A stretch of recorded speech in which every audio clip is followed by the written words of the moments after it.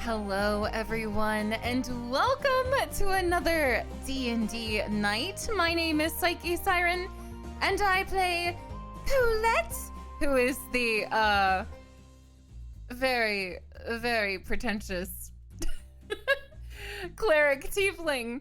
I am so ready. We're in a weird area with new people in a library with all these books. We don't know what they mean. I absolutely can't wait to find out. Also, if you see all those mouths moving, I am currently muted in Discord, so you'll see them talking. Who knows what they're saying? I'm a bit concerned. I don't know what they're saying.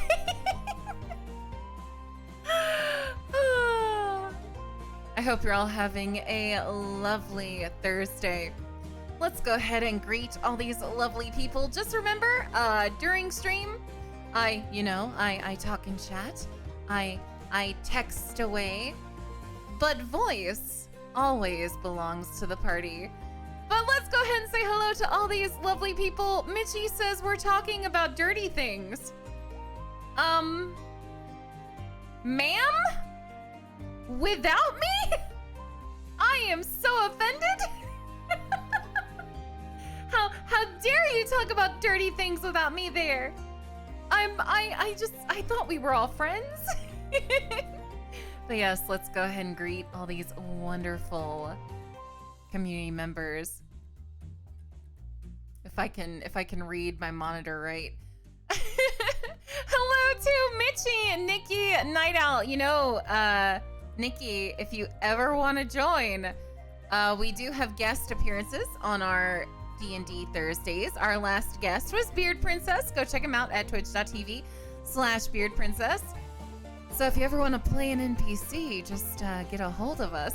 Hey, Mina, yes, we certainly can see them all talking in Discord, and I am scared. Oh, you don't know how to play? That's all good.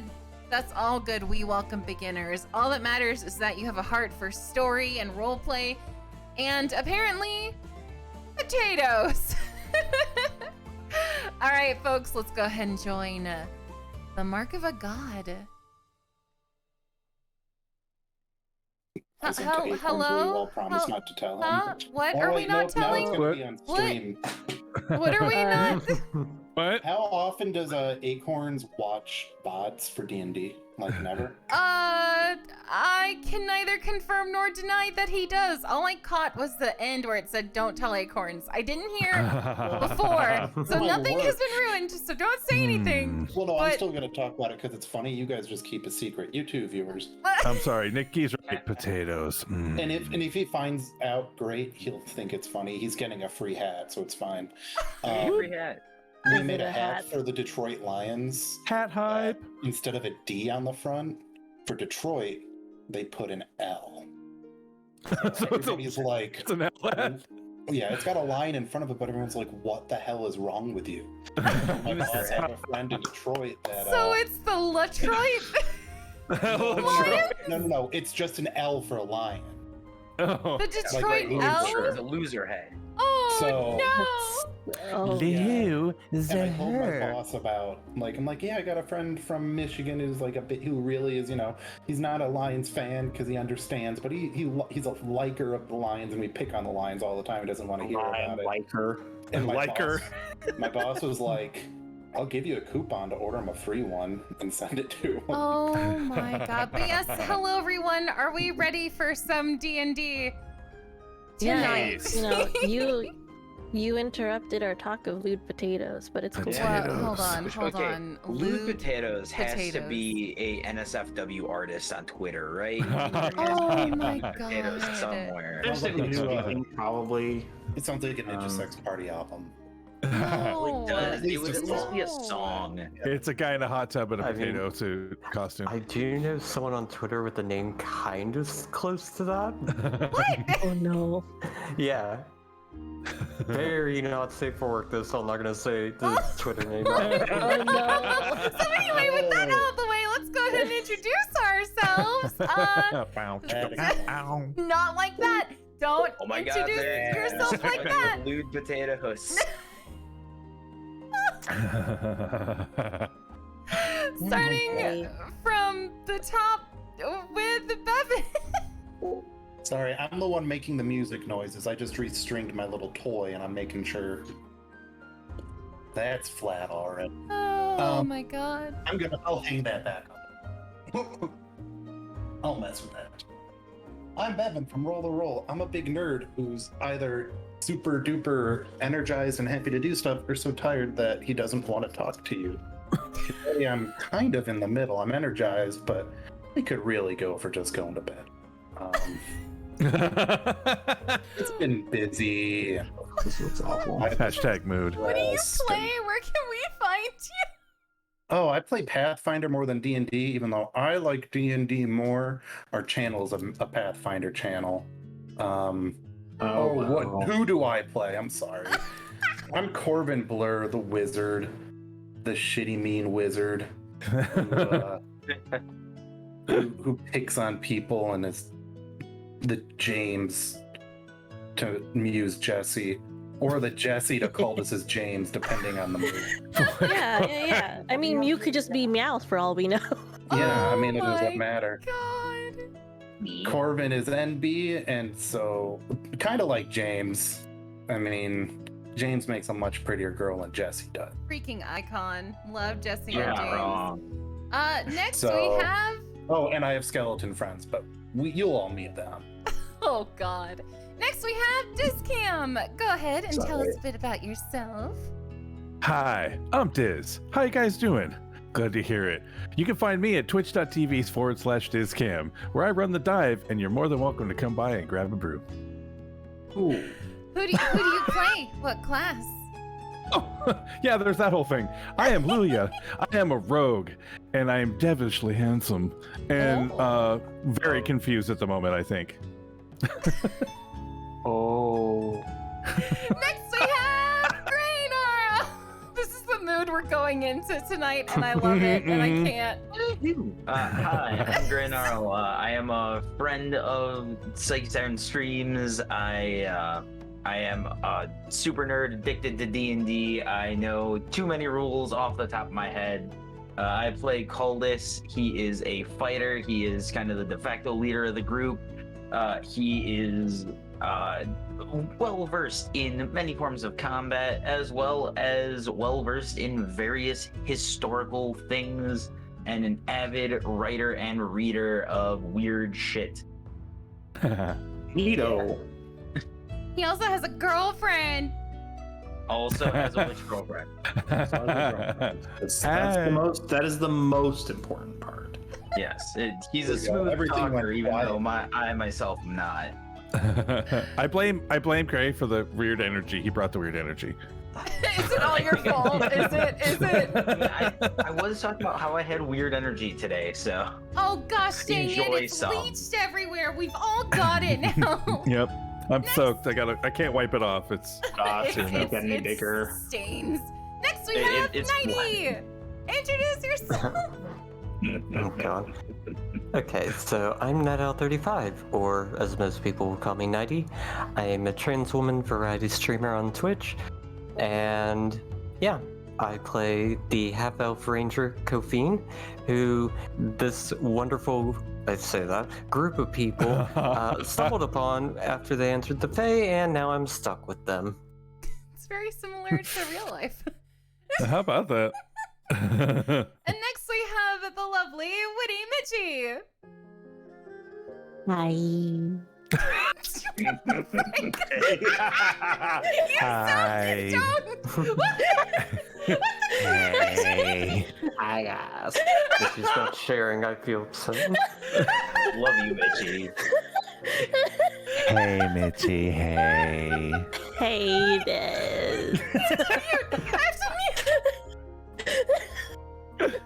Hello, I'm Witty Mitchie, a variety streamer. You can find me everywhere as Witty Mitchie, but over here you can find me as me, our very eccentric bard who has a lot of passion about sparkles and body parts.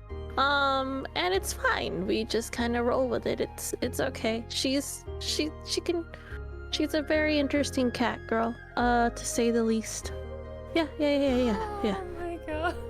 She's good with names. You know, just saying. Yeah, really good with names. Names, man. I do have to point out a comment in chat. Mew's a little high on the catnip. I do think. I sat here and everyone's energy is like completely all over the place except for Nighty. Nighty's energy is very much the Nighty energy it is. And like I was like, can you update all of our HPs? Oh. but I was just like, okay, it's almost my turn. What can I do to throw us off even further? And that's what happened. Last but not least, hi, my name is PsycheSiren. I play someone. I play Colette. Wow. Yes, the energy worked. All right. Yeah, she's, you know how some people play self-inserts? Well, Colette is most definitely not a self-insert. She's very much, she's a lot. She tries to heal, mostly kills people. That was sarcasm. Are you sure she's Are you not a sure? self-insert? Yeah, that's what I'm saying. Everyone is Are wondering. you sure she tries to heal Okay. people though? I don't think she even tries. Okay. These And she sassafras routinely forgets that she aside, can use a melee weapon attack as a free I action. am being attacked by the DM. I will not stand. I was personally told by you that you might have trouble healing. I'm just saying. No. I would never. Reinforced by literally half of us. Two of our members totally didn't almost die last I week. would never withhold healing for personal issues. No. No, that's unethical. But anyway, you've already found me. But in case you need to find me again, twitch.tv/PsycheSiren. DM, please take it away, because I cannot. Okay. Hi, my name is Teeth Whitener. I'm the DM of this game. Hey, And Teeth. Hi, thanks. T. Hi, Teeth. Thanks for having me. And He's also my husband. God. don't hate.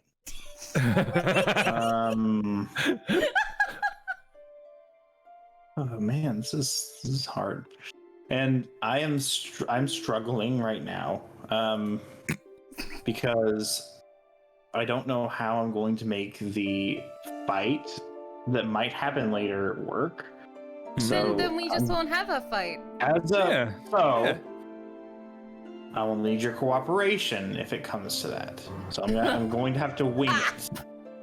Cooperation.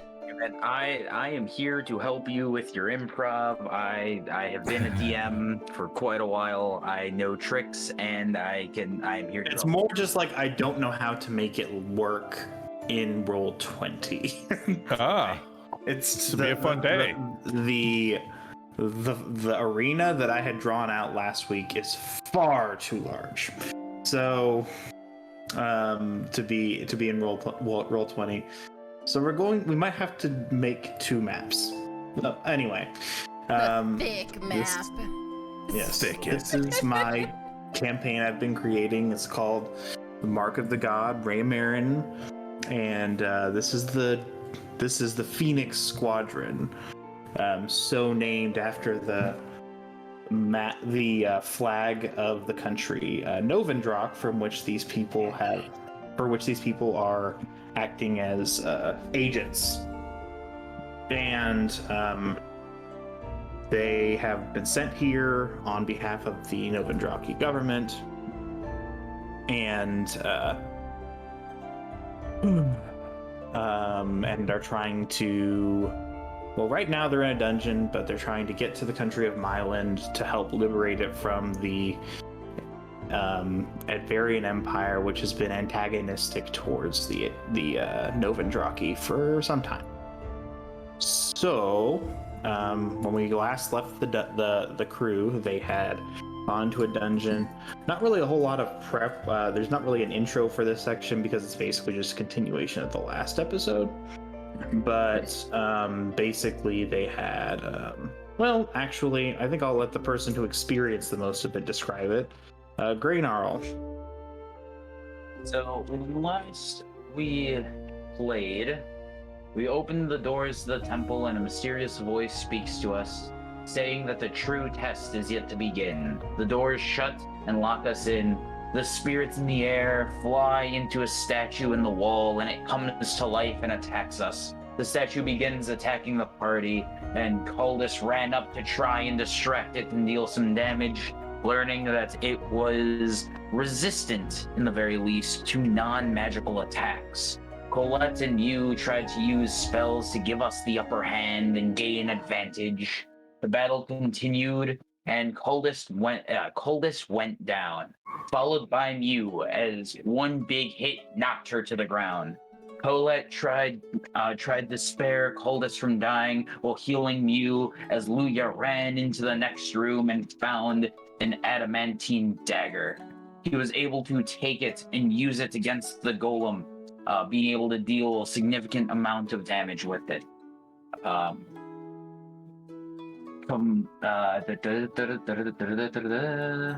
Luya and Colette together dealt the finishing damage to bring the creature down. Mew and Culdus were healed, and the group took a short rest. Shortly after, we found our way into a library.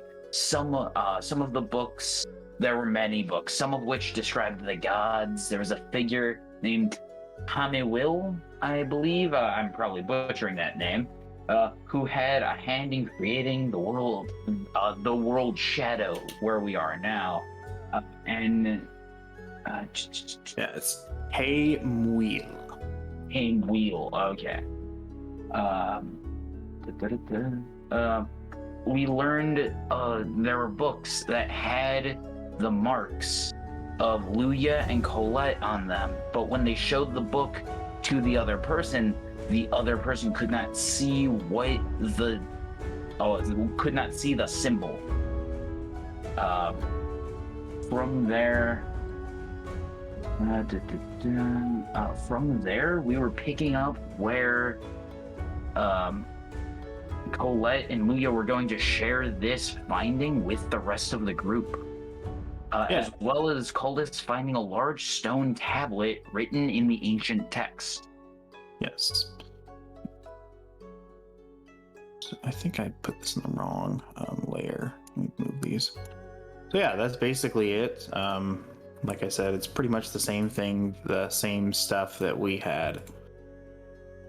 So this is just a continuation of last week's session because it was supposed to be done, but things happen, and people almost die and whatnot.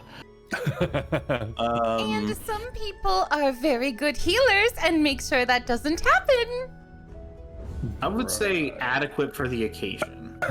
And I feel like you should prevent us from falling to begin with, but that should be my personal motto. Adequate for Okay, You're lucky I okay. wasn't there, because if you were still down at the end of the fight, I would have raised the pros and cons of just making more skeletons. unfortunately, there were no skeletons to be made. So it is unfortunate. Travesty, an outright heresy, you might even say. These are mediums. Heresy? Heresy. Heresy. Everyone says you're a bad healer until they're nearly dying, but it's fine. It's fine. Basically, they had found this. They had found this tablet, and I think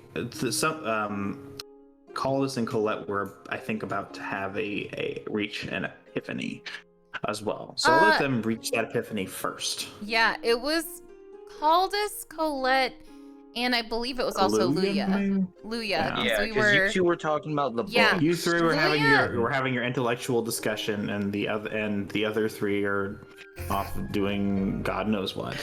So Yeah, Luya. Huh? I was like, Mew was fixing Kofine's hair, and while they were looking at picture books with Corvin. yeah, I think that's it. Yeah. Corbin was looking for skeletons, and he hasn't had luck yet. I've got 4, but He was looking for skeleton. He was looking for skeleton. He was looking for bone books, I should say. Yeah, Or they were looking for bone books. But yes, Yeah. Luya and Colette were talking with Caldus. Yes. That's where we last left off. We just discovered that there was we couldn't see each other's marks on the books. Yeah. Caldus, if you have a moment, I know you're very busy, but if we could borrow you for a second. Of course. What? How can I help? What may I do? Your name is Luya, not Caldus. My name is Luya. Thought you asked me. Called. I was reading my name. Luya, are you okay? Shutting up.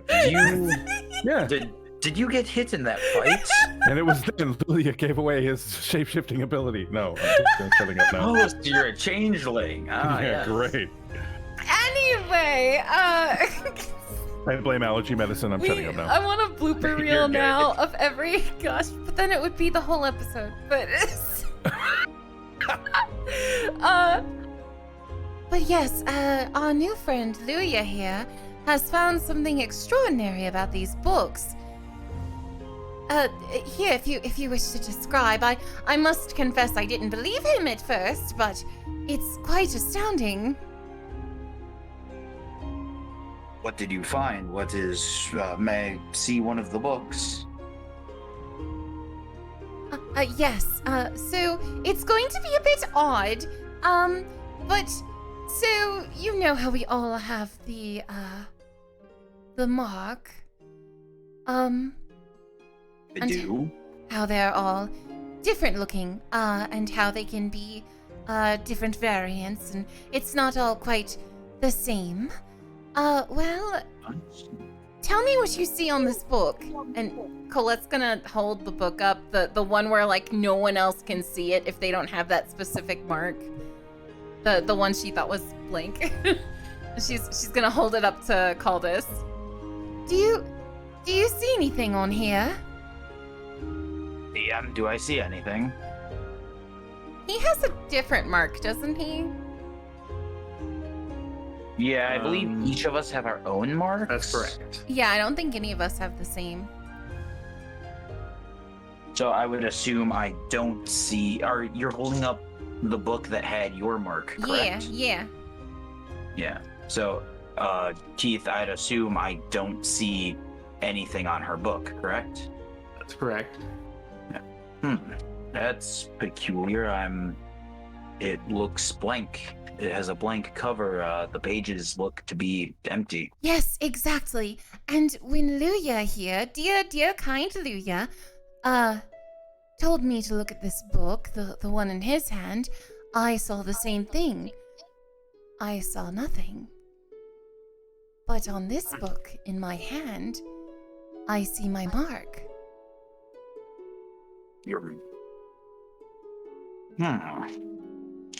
That's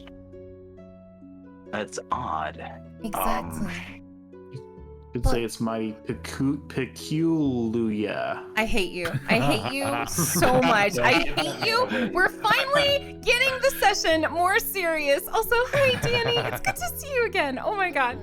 That was amazing. GG, We're dude. finally getting serious, and the DM derails us. You little hoe. How it goes. For the VOD, that hoe is my husband. So that's why I call him hoe. Husband? Getting back into yourself. He is I my hope you- husband. I guess you didn't hear what I said, so Sorry. I can. I did. I'm ignoring it. But yes. Hose band. I'm trying so hard. But getting back into it. Yes, back into character. So on that book that Luya is holding, he sees his mark. I do. I see my mark. Do you not see the mark on this book? Here, show me both books. No, they both look plain to me. They both look blank. So, But- Keith, at this point, I'm thinking that maybe we should look around for everybody individually. So, am I smart enough to think that? Like that we should Am I have seen this? smart enough to think? Because I intelligence was just about to recommend that too. would probably come to that conclusion. Okay, Lee, we could. Okay, so we must spread out. We must scour this library for books that hold our marks. There may be more. We have no idea. Everyone should look around. Yes, I concur. Did someone go get, where did Mew and Corvin and the new girl go? I believe her Kofine? name is Kofine. Thank you. Yes, new girl. Thank you. Zoe Deschanel. I know that show. Who's that girl? Oh my god. Oh, here's a thought. Agatha, Yes. can I take both Colette's book and Luya's book? Are you able to see anything on either of these books? I can't see anything, no. All right. So I put the books, I find a table that is completely empty, or I make it empty, and I put these two books. Everyone, find a book that only you can see your mark on, and put them here. And then I start rummaging around looking for a book with my mark. Agreed. I keep looking through. After a relatively... So who thus far has found one? I know Colette has. I believe Luya has. Yes. It was us two so far. After a bit of searching, you call this find a book that has your mark on it. And it has the exact same sort of stuff in it. The exact same pages are taken out. And the exact same phrase that, basically... I don't remember exactly what it is. Why am I echoing in my microphone? Yeah, I was wondering too. I don't know what would be making you echo. I just moved it away from me. Yeah. So it's not. I don't think it's echoing anymore. It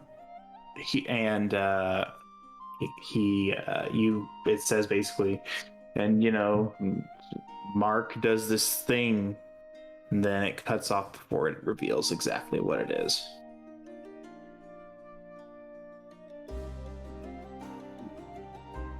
So as we're searching, are we finding any other books that would be of importance? For people who have already found their book, I'd be looking for anything. Do the other people find theirs? If they're looking, yeah. Did you tell us? Yeah. That's a good question. I don't know.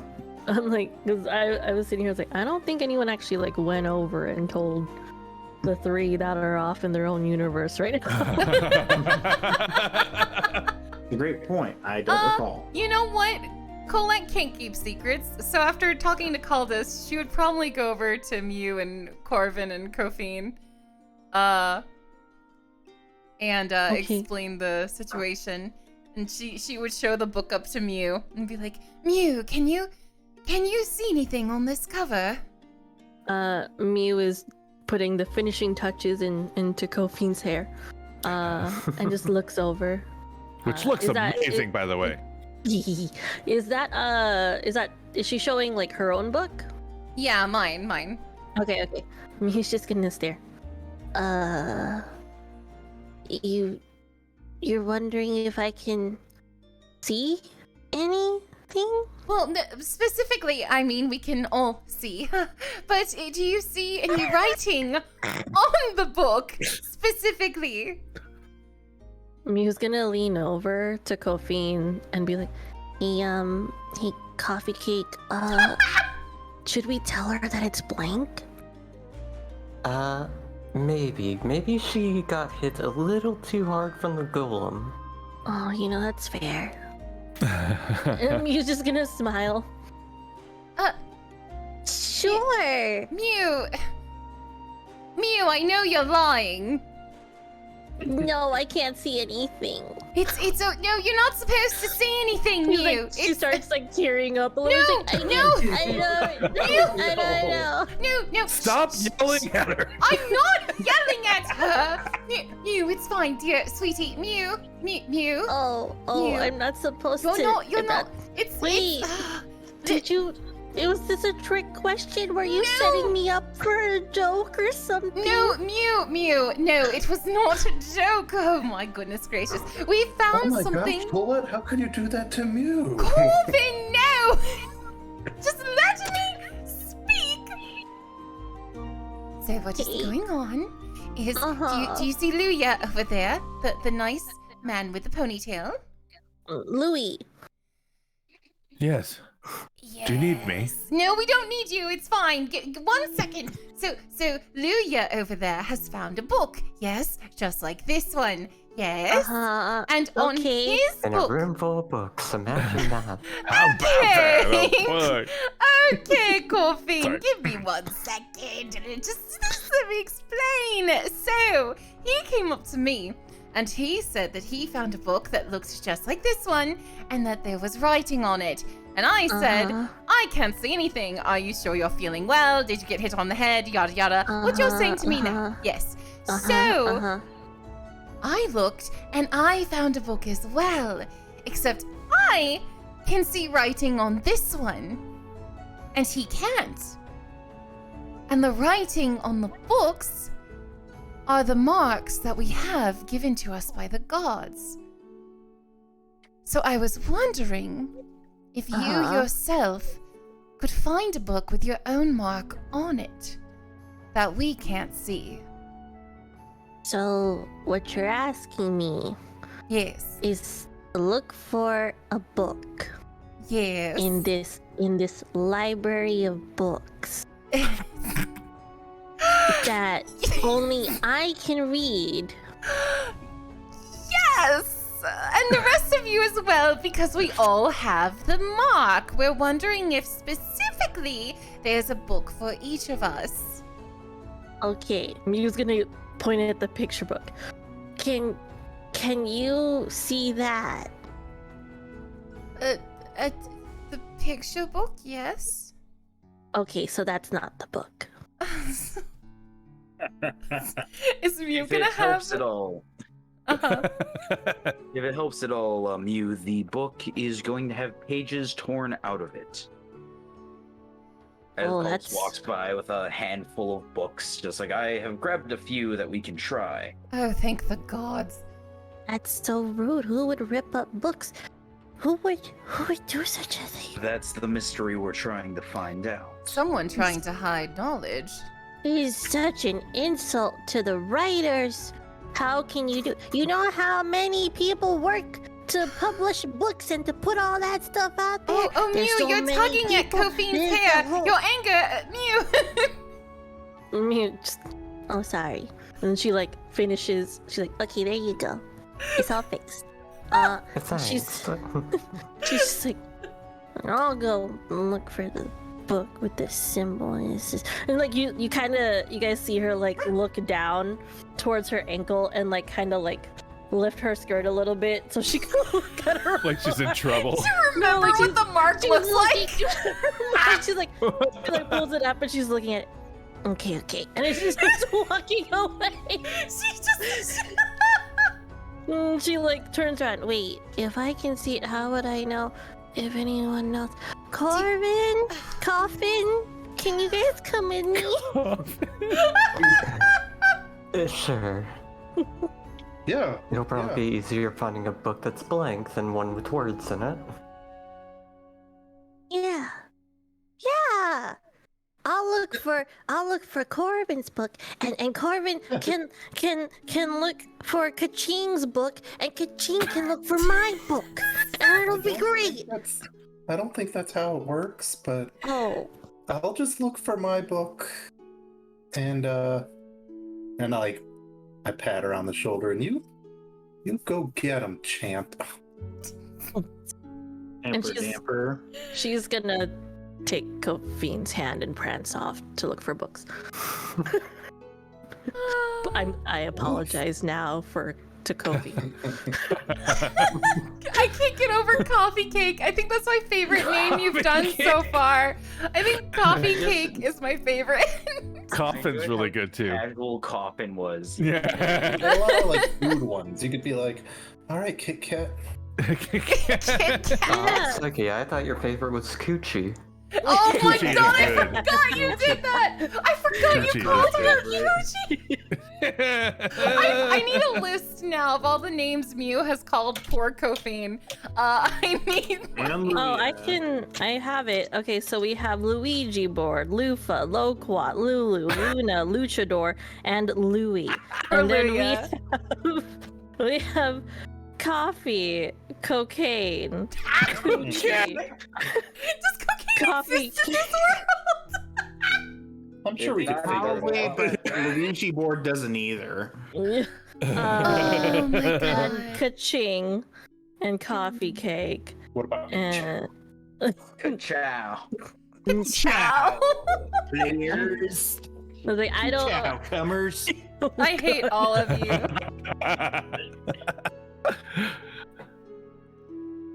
Coochie's my favorite. We do have a comment from chat. Usually I don't say these, but we do have someone saying coochie cake is next, and I hate it. I hate it. I was drinking something.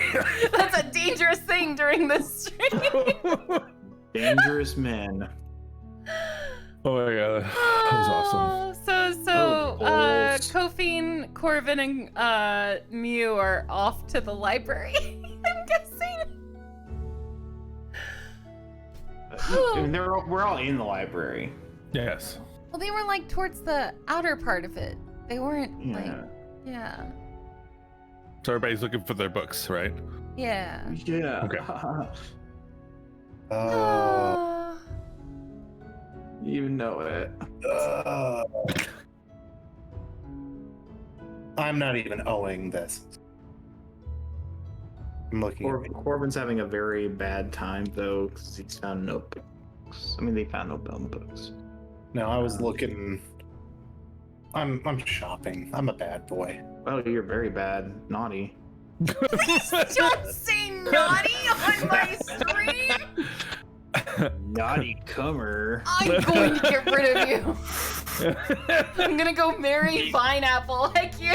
Be careful. She's gonna bust through your office door and just drop kick you into the next. I don't know if Pineapple's much better of a choice for you in that case. They do. Actually, now that I think about it, no. Well, I'm sure I haven't said it a lot with her around just due to circumstance, but I'm sure she would love comer.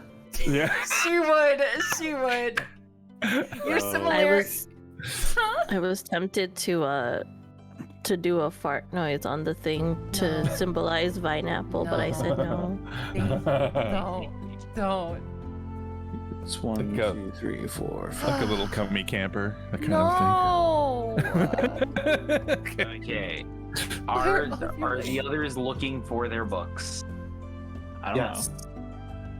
know. 1, 2, 3, 4, 5, 6, 7, 8. That was just also seeing how much more my army's gonna cost. And in addition to them looking specifically for their own books, Caldus is going to be looking for blank books that he can then show to them and be like, hey, do you see anything on this? Ooh, that's smart. Oh, that is smart. Colette's God. gonna help Caldus That's and do the next same dimensional thing. thinking. It's actually a really good plan. Oh. It's out of the triangle thinking. Oh no. So what do we find? Teeth? Oh, great. Yeah, what's going on? DM? You all find the books you're looking for. Simply put. You all find a book that has your symbol on it. And you find a fair number of blank books. But you can't scour the entire library. So you come back with 3 blank books. Okay. 3 blank books. So our book plus 3 blank books. Gotcha. In fact, the only one who doesn't find one is Kophine. She doesn't find a book. I was hoping it'd be like, is the Andros. He doesn't find it. Did Leandros have a mark? If he did, it's gone now. Leandros doesn't have a mark. No, none of the although, Skelemans. although at one point, what was Yes. Algrecto did have a mark. Didn't one of your skeletons, the kobold commander, not kobold, hobgoblin commander, didn't he have a mark Electo. similar to ours? Yeah, And Algrecto. I call Electo over and let's see.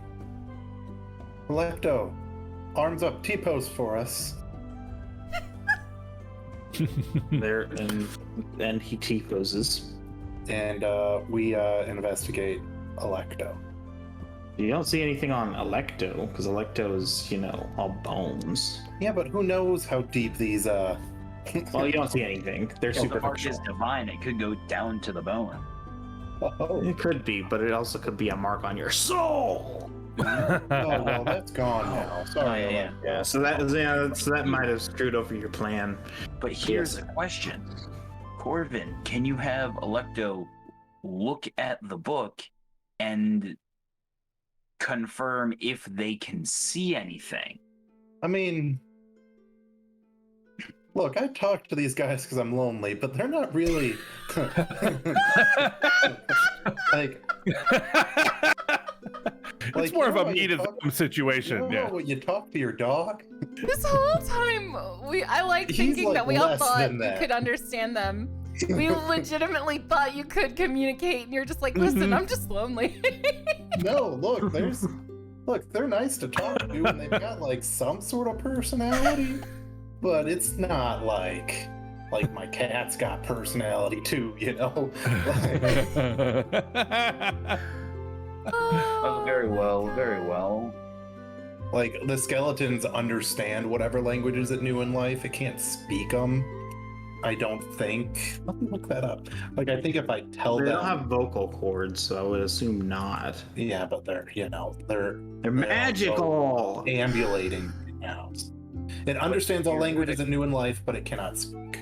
But theoretically, if it can see the mark on the book, we can then have it say, okay, if you can see the mark on this book, tap your foot once for yes, or don't tap All right, your foot at Electo, all. I need you to go and look at every single book. And when you find one that's got whatever mark you had when you were alive on there, bring it back. Okay, bye. And he's gonna un-T-pose and salute. And go and look at all the Oh my god. Does he chatter? Well, I mean, he clickety clacks. No. He chitters off. Kophine, have you not found your book? Nope, no books for me. Do you also bear the mark? I believe so, if it's the same thing I'm thinking of. Well, that's strange. He leans over to Colette. She goes, I think it would be rude to check. What? But Mew, we're not. Colette leans down towards Mew and she whispers, "Oh, we're not going to check. That would be very, very, very rude, Mew." Oh, well, I just wanted to check with you that we weren't gonna do that, because No. it's harassment. Yeah, thank you for telling me what harassment is, Mew. Harassment. Harassment. Harassment is my favorite variety of mint. I'm gonna get rid of you. I swear to God. Colette just She's gonna punt you. Go ahead. there is make a my window day. in that office. No. Colette just snaps back up and pretends the conversation didn't happen. That it wasn't obvious to everyone.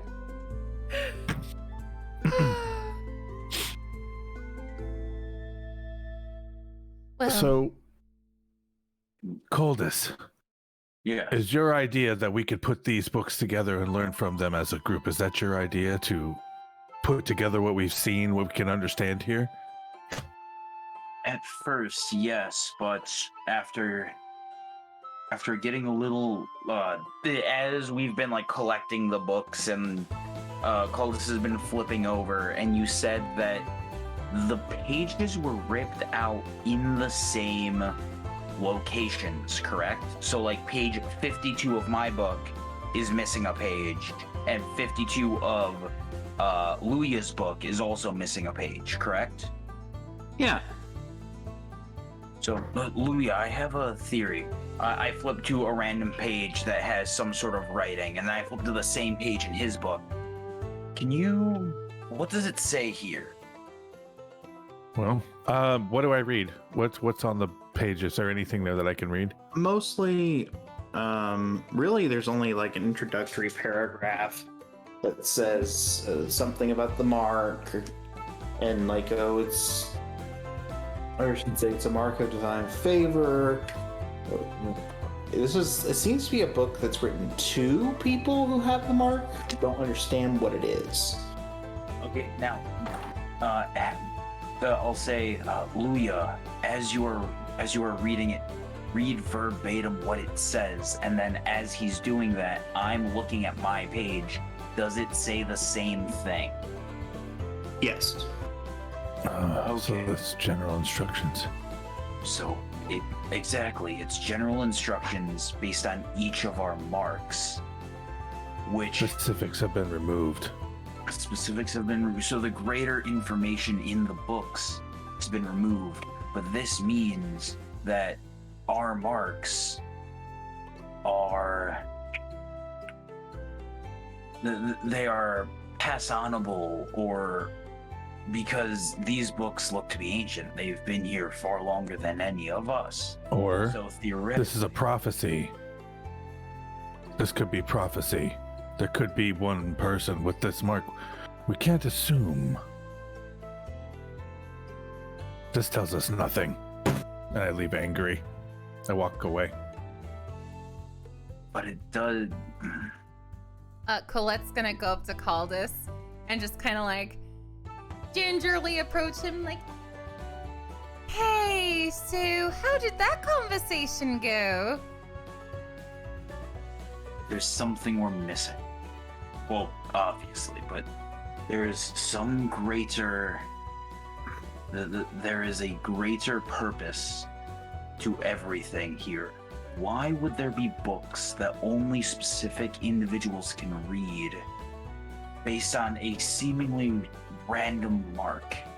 You know what I think? I think it means that all the marks, although they are physically different, we've thought they meant the same thing for a long time. We've thought that they all just meant we were favored.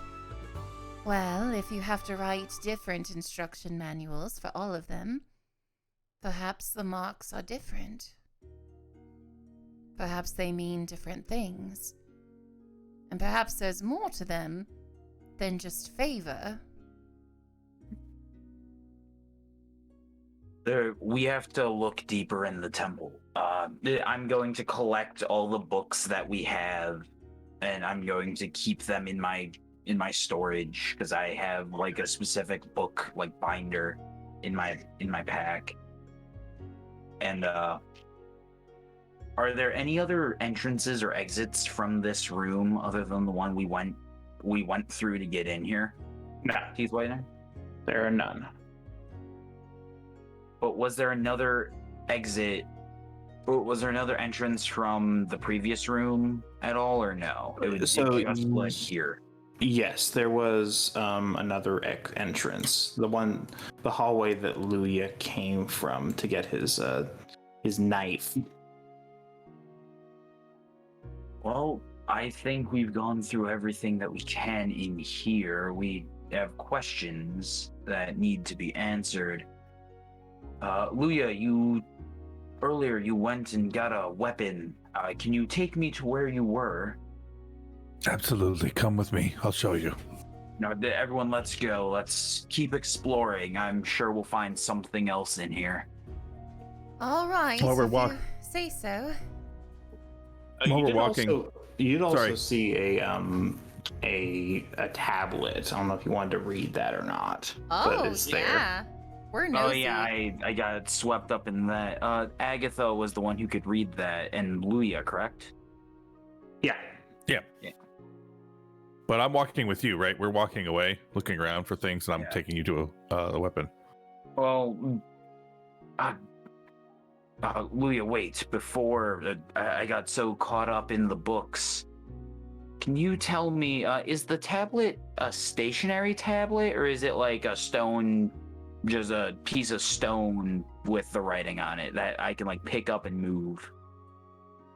It is very large, but not so large it couldn't be moved. It doesn't appear to be intentionally stationary, however. Oh, yes. It's just large, and it's made of stone. Okay. Before we leave, I got so swept up in the books that I forgot about this, and I gesture Luya and Agatha to the tablet. It's some more of that odd writing that I cannot read, but the two of you can. Can you glean anything from this? What does this say then? That we can read? That I can read and Agatha can read. Well, some of it is edited out. But like the god's name kind of a thing? Yes, the god's name is not present on the tablet. Okay.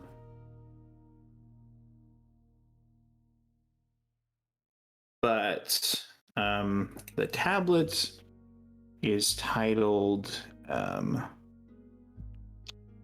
the Dragon's Five Heads. Nice. It appears to be something of a poem, and I'll let you read it. This isn't. I'm sending it to you if you want to read it, okay. But because you're the only one who can read the text. And this is what you glean from it. And you can choose to share it with the group or not. Give me a minute. These words are old.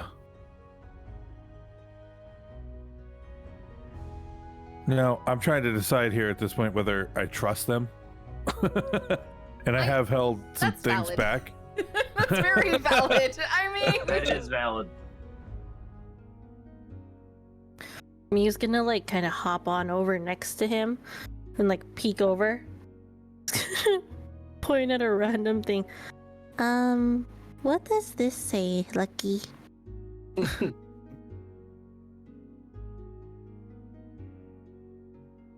Okay, that's bitching. Sorry. isn't Okay, the I'm sorry. poem so freaking good? Oh my god, dude. Yeah. I want to yeah. read this offline when I can. This is really cool. I kind of feel privileged. This is kind of fucking dope, dude. Gee, teeth. I can post what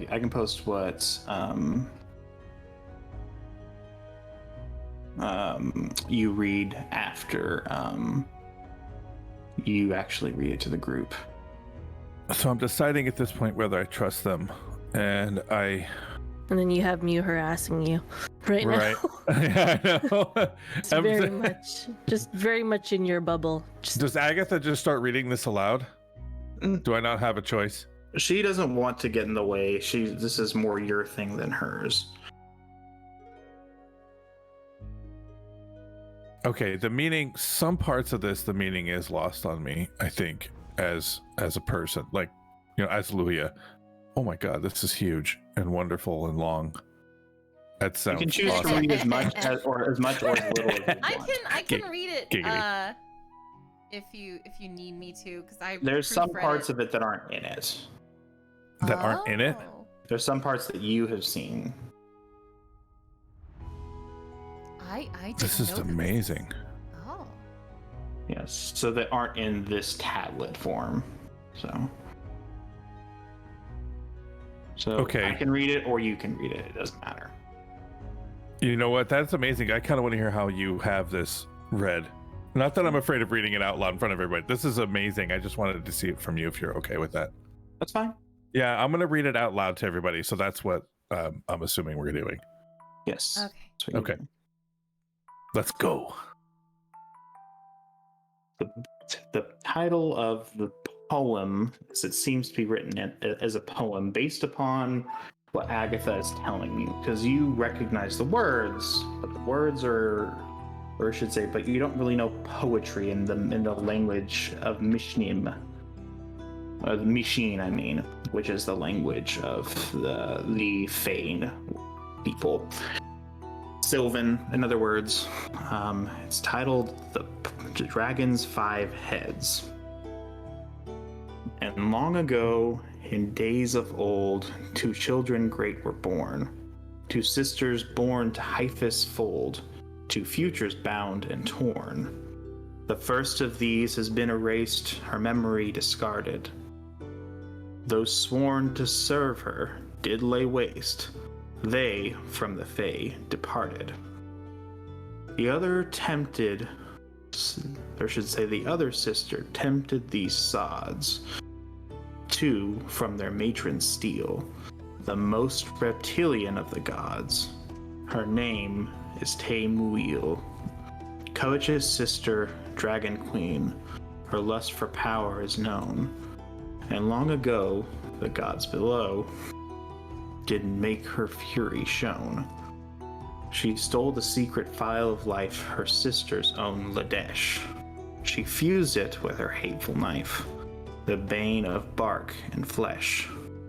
And to her loyal priests so fierce, she gave them each a part, the strength to tear, the might to pierce, e'en through a god's own heart. 5 priests, 5 lords, 5 dragon heads, 5 colored banners fly. 5 feared, 5 loathed, 5 names unsaid, 5 terrors of the sky. The first is black as winter's night, his face is naught but bone. From his jaws an acid drips, it melts through steel and bone. Speak not his name, the king does loom in swamp and march and lock. The shadow of impending doom, black dragon head, Charnock. And the rest of it is a lot of the next 4 stanzas or so, actually more than that, are completely obscured and either worn or intentionally removed. But the ending is clear because the message of what is being said here is very important, it would seem. And after war of mastery, the wicked were cast down, devoid of holy power to shape, devoid of holy crown. Thus Taemuil, the dragon queen, was stripped of file and knife, and to our lands, the in-between, was damned to live her life. The file lies in forgotten tomb, with ancient one who died, but knife was claimed by priests of doom, 5 dragon heads divide. And each a piece of ancient might the wicked ones did claim, but they too met their sealing right, and so they fell in shame. But even though their souls were sealed, they still to power cling, lest sealing right shall be repealed. These words fore'er we sing. 5 priests, 5 lords, 5 dragon heads, 5 thralls of Taemuil. 5 feared, 5 loathed, 5 names unsaid, break not the ancient seal.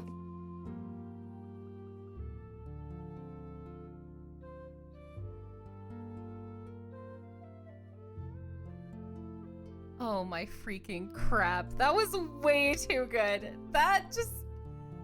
Sorry, I know I'm supposed to be in character, but Teeth Whitener. That was Holy really crap. cool. That Like, was I am really... impressed.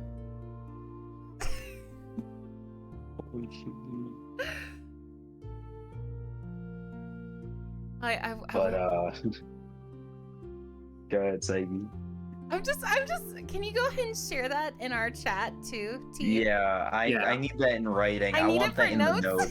Yeah. It's so good. Fair enough. It's so good. So Diz has read this to all of us.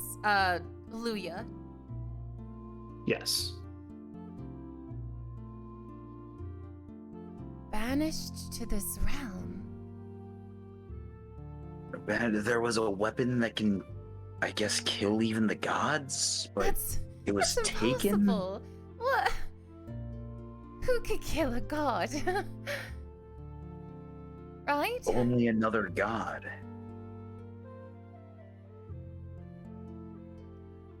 This is a lovely bit of poetry, but we don't know how canonically sound it is. I mean, Muse, You know, Muse gonna look at them real quick. She's me. I think this was written by a bard. yes, it would be one of you, wouldn't it? One of us. I'm just. I- You have a way I- with words that are lovely, but that doesn't mean they're true. There's always some truth to what we say. I Oh, do. sorry. Were you waiting for me to say more? No. I was leaving it at that. I've just been thinking of all the things you've said to me and wondering if there really was a grain of truth to any of it. I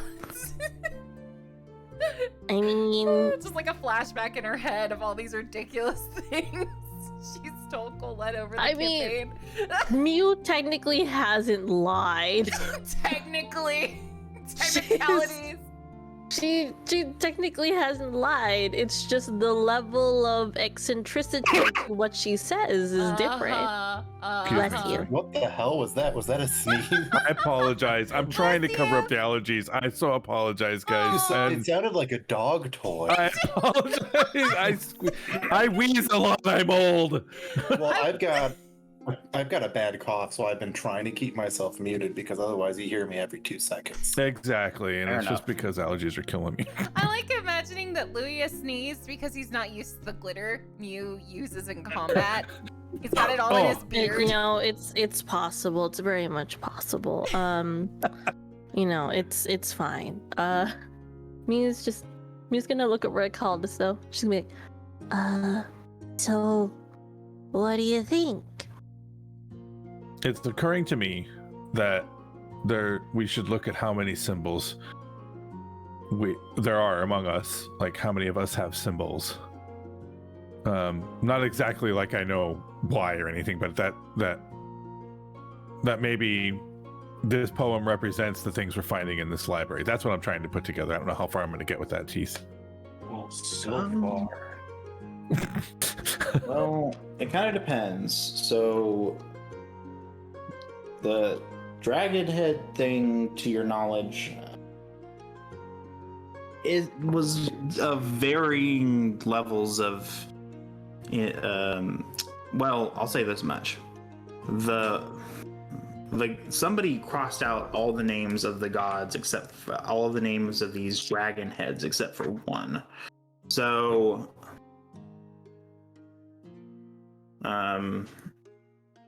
that is the only one that was left. The other 4 are completely obscured, and then there's a good chunk of it after the next 4 stanzas is gone. It seems as though the thing that roll an investigation check, Luia. Okay, 1 second here. I forgot to pull up the dice thing. Which should really be called a deduction check, because that's what it is. Right. It's not investigation, that would be perception. So, Okay, so 20, right? yes. With intelligence. Plus any Right. It's an investigation check, right? yes. Okay, so 10 plus my roll. Why'd it give me this? Oh, I pulled up the wrong dice thing. 1 second, sorry guys. No, it's all good.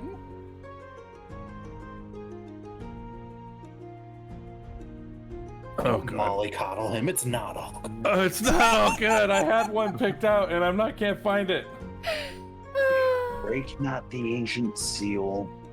Caldas is muttering. There it to is. himself. Okay. I like so to think Corvin was like 18 plus not 10, around. so 28. Okay, wow, you did very well. I did. I rolled really good. I'm happy. Proud of you. You deduce that the reason, or perhaps induce, I don't know which one's right, that the reason that this stuff is certain things are crossed out is because they're not relevant. Oh, okay. The reason, or that you come to one of two conclusions: either they're not relevant, or it's knowledge that should not be known, according to the people who crossed it out. Right, history. Yes, History by and the victors. the other thing that you deduce is that the stuff that's really important, for sure, is left present. The stuff that they want you to know. And so whatever's in here that I read to you guys is what's important according to these people. So obviously the identity of all of these dragon heads, but one is omitted. So the poem speaks of not breaking an ancient seal. It also speaks of 5 dragon heads, 4 of which unnamed as far as we know. They're named, but we don't know their names. And Charnock is said to live in a place of marsh and lock. We know that there is a lizard king in the swamp. Do you think they could be connected at all? I hadn't considered it, but yes, I suppose they could be. It occurs to me that this poem, these writings, with omitted text and names, are leading the finder somewhere, and I have fear. I have a fear of purpose. If we follow this and are not meant to, are we creating something? Are we starting something? I'm afraid that we might be too late to stop something. If we, for whatever reason, we are able to read the books in this place where this is. What is this, a curse, my man? Are we helping or hindering? What are we doing? Why is this here? It speaks of a weapon that can kill the gods. That is objectively a bad thing. And these 5 dragons, these 5 dragon heads, were sealed, presumably with the pieces of the weapon that can kill the gods.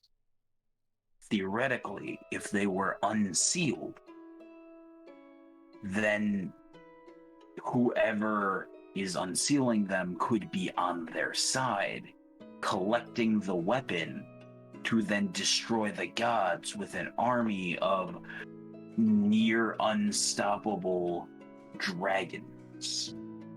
Or trying to bring back Taywheel. I think Corbin's gonna walk up like eating an apple and be like, I think that all already happened, homie. I think we're in the past. Like, I think you're worrying about something that, not like we're gonna do it.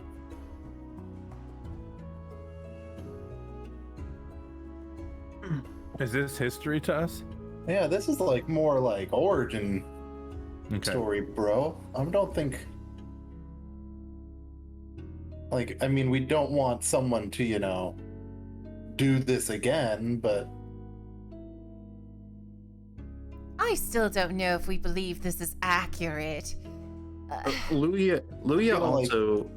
we're all gonna like look over, by we all, right now all of my skeletons are back and we're all looking at you like at the same time, and they're gonna move their mouths as I move my mouth and say, we're in a whole other dimension right now, Colette.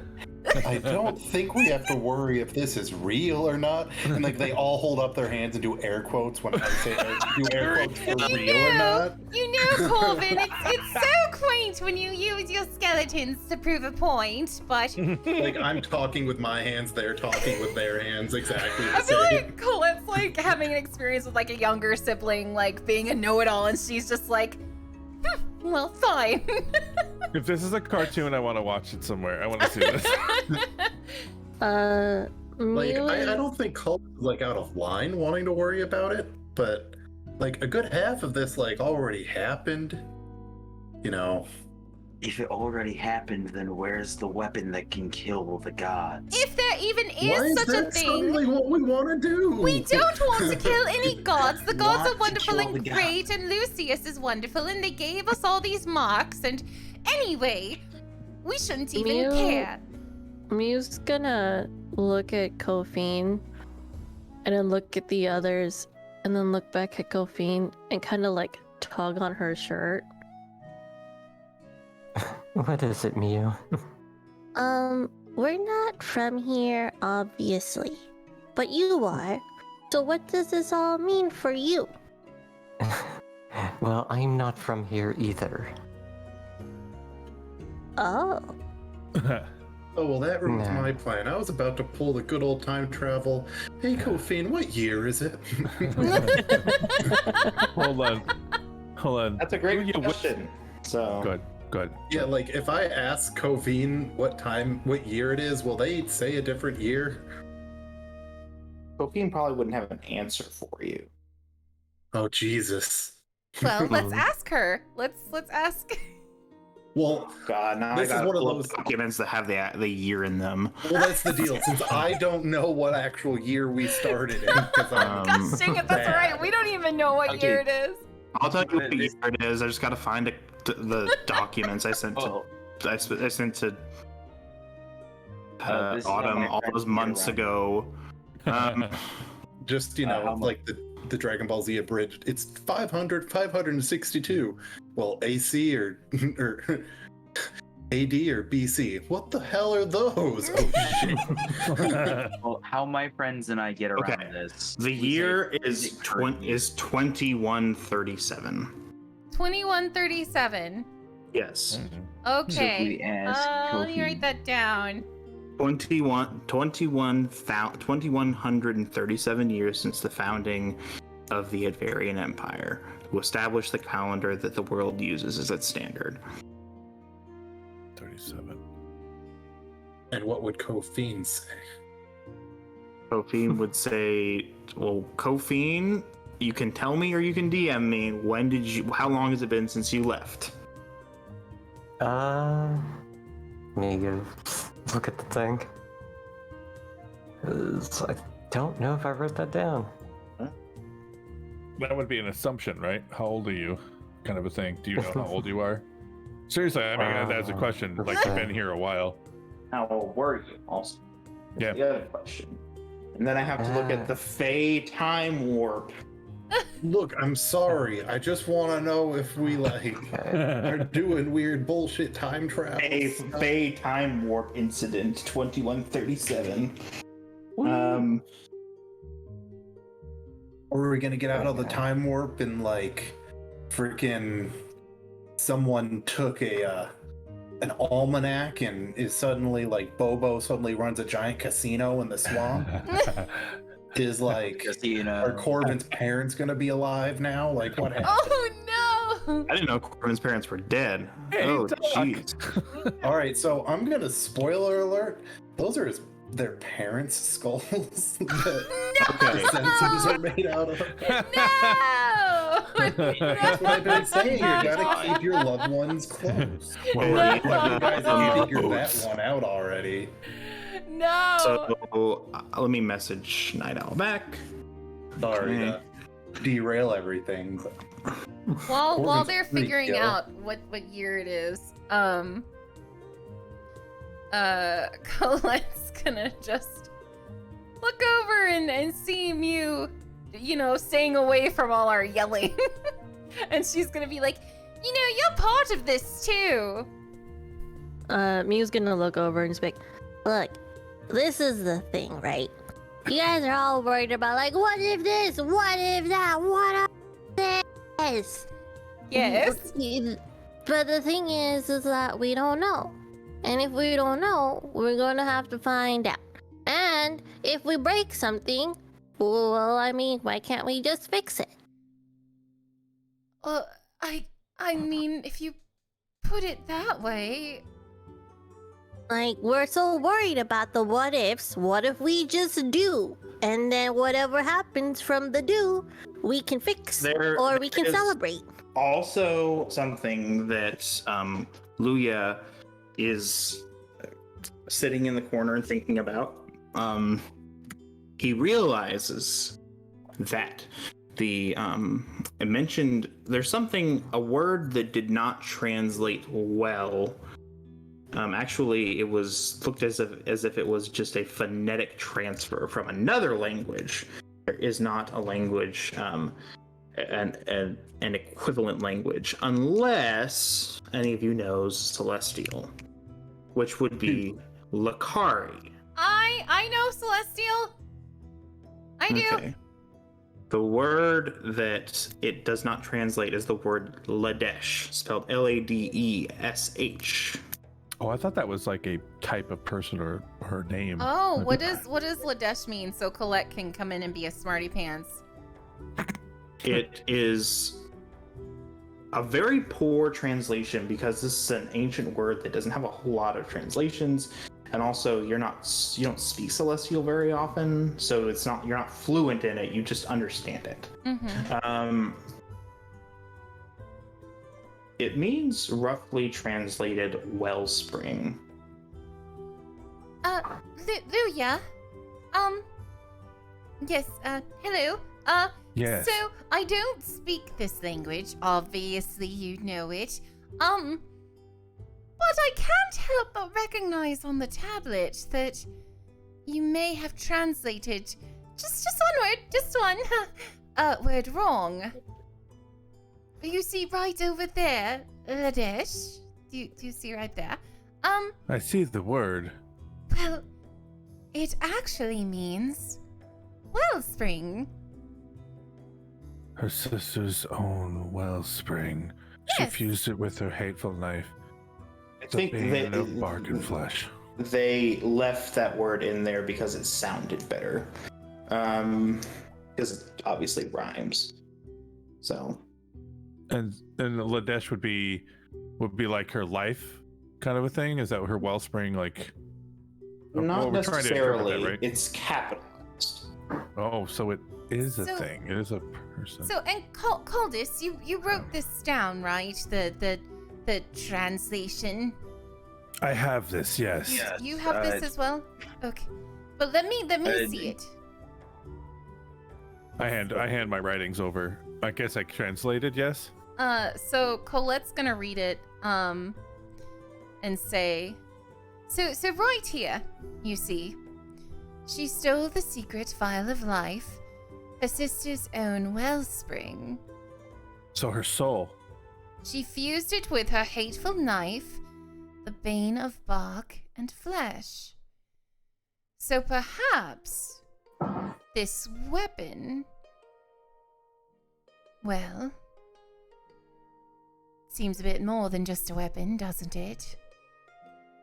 It is bound to kill something greater than itself.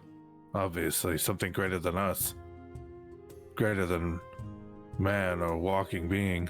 Now, I'm not saying any of this is real, but as dear sweet Corvin pointed out, we are in a different dimension as of now. So who knows? So I get a sudden urge to whip around to Kophine. Excuse me. Why are Yes. you here?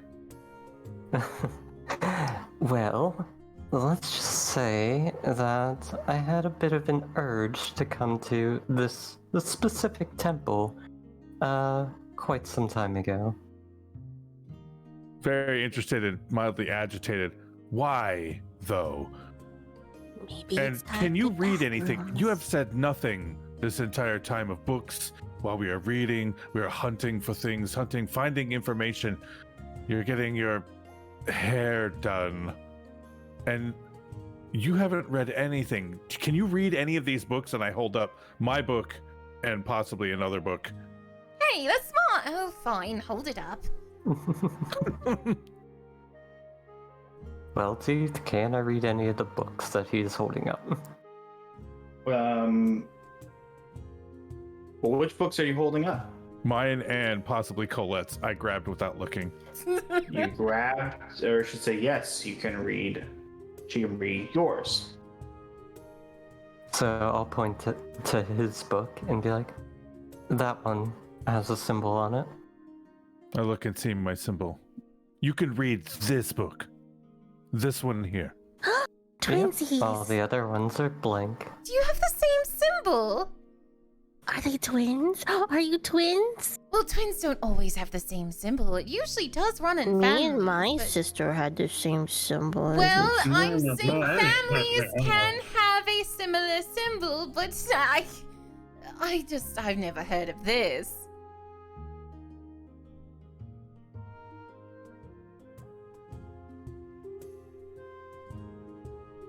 I stare, lost for a minute.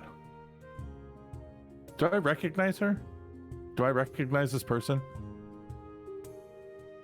I would say no. Yeah, I would say, if anything, it's faint recognition. Nothing sticks on you. Nothing sticks. Okay. Nothing sticks. Nothing sticks. You seem familiar. Why can you read my book? Have you seen this before? Is this something you've seen or have Well, the on you? mark is something I have on me. As for the book, no, I've never seen anything like that. I've spent my entire time in this world trying to get to here. How long have you been here? Let's see. Well, I entered this place when the year was around 2132, and it's only been maybe a few months in here.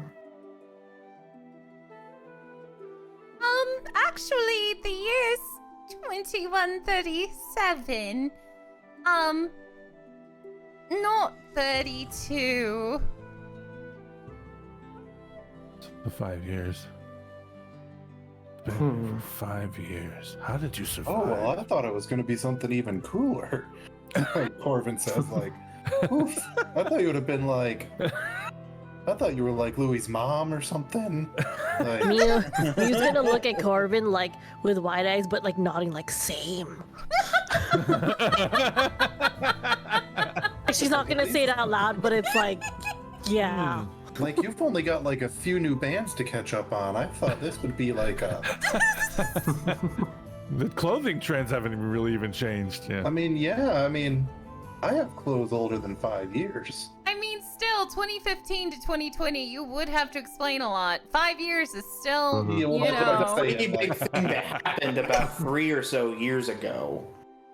And she was only around at the very beginning of it. Mm-hmm. You know, the whole liberation of it Novendrock thing. Yeah. So she would have missed that whole shebang. Maybe she would have been there for the war. So I'm trying to put this into context as Luya, right?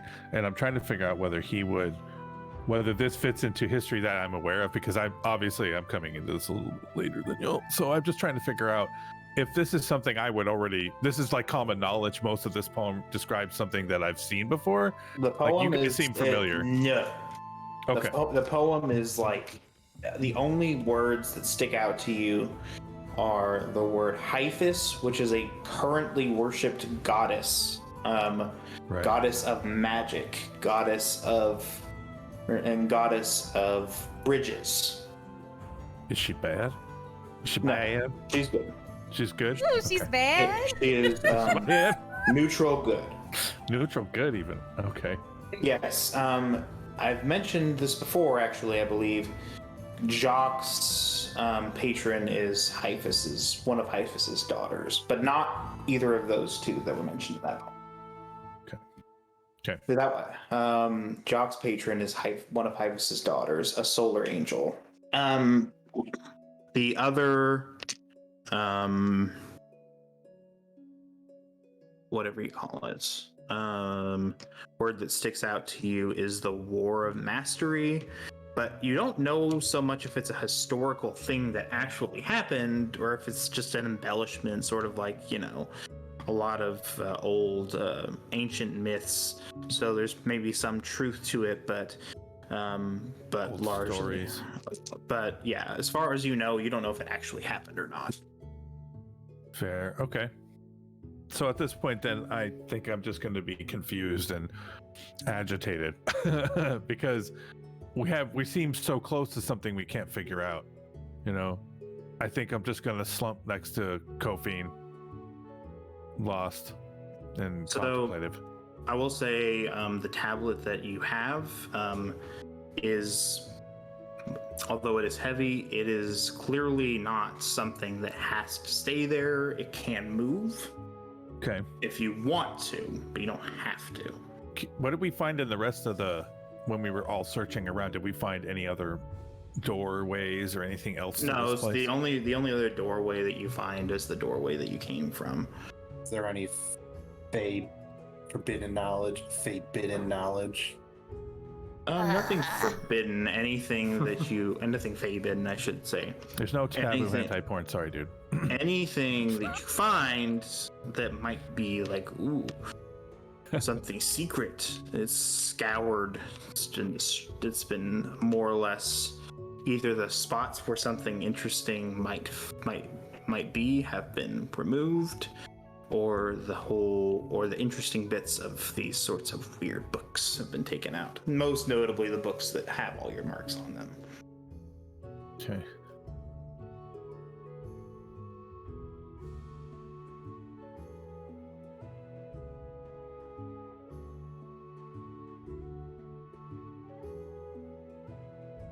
So does anybody have anything to carry that tablet with? You know, is that a thing? I don't believe I have anything that could carry a big tablet like that. But I have the writings. I have something. Do you remember? Oh, Yeah, we got my bag. the bag. The bag of holding. Hey! Oh, Do we have a bag of holding? Mew, do you still have Yes. that bag with all the Gave it to them potatoes early in on it? because for simplicity. Why wouldn't I? It's how we eat. Well, I gave them yes. the bag of holding just as much for my sanity as for theirs. Mew, is there room in there? Have we eaten quite a bit? Could we perhaps put this tablet? To fill in that bag. Maybe. Oh. Mew's like trying to put the tablet in. Let's find out. Okay, here, you hold. Oh, okay. I'll hold the bag open. You put the tablet in. Okay, this will work. This is fine. Colette braces herself, holding the bag. For the record, how heavy is the tablet? I believe you'll probably need help, right? Yeah. Well, yeah. It's very heavy. It's not as heavy Mew- as the heaviest rocks that you move, but it's heavy. Well, I'm Mew gonna is, snap my fingers so my boys. Okay. Your skeletons pick help it up. the cat girl. Before you guys like go to help, Mew does that whole like. You're going to vomit. Stop. Oh my god. Please, Or Corbin. poop yourself. She's just like. and then you know Corbin's boys come over. She goes, Thanks. I listened it up for you guys. Colette. They all, in unison, give you a thumbs up. Colette And stands then her ground. mechanically, you notice that the skeletons are smart to lift with their legs so they don't strain their muscles. Their muscles. They've kept their spines together all this time. Keep their spine nice and straight, bend down, lift with their legs. Colette just And then holds they the bag kinda- open as these skeletons. We kind of jam it in there, you know. Oh god. She's gonna have a hairball. I'm gonna roll to see if Colette is used to the skeletons by now, or if she freaks out a little bit internally. If it's an odd, she freaks out. If it's even, she's Look, it's fine. been a few weeks. I think you'd be fine. You'd think. But she does just hold it open, even though it's a very kind of scary sight. And remember, my skeletons aren't flesh hanging off the bone skeleton. They're nice and like pure white, and they've got runes and scrimshaw. It still carved gives in her a them. little bit of the heebie-jeebies. It's She's like getting used to lacy it, on their but forehead. They're yeah, They're big bones. They're yeah, sticky. it's still a little weird. Still a little. Those are some sexy skeletons. Oh my god! And then I guess as the bag like transforms back into its normal shape, she'll hand it off to Mew. Yes, that's the room.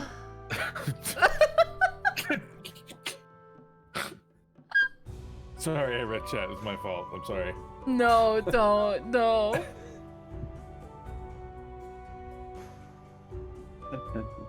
Well, I guess we're taking this thing with us. Yes, I have so much to think about. Aluya, can you lead me to the dagger that you found? Yes. Did we get there yet? I know we stopped and talked, and so we didn't go that way, right?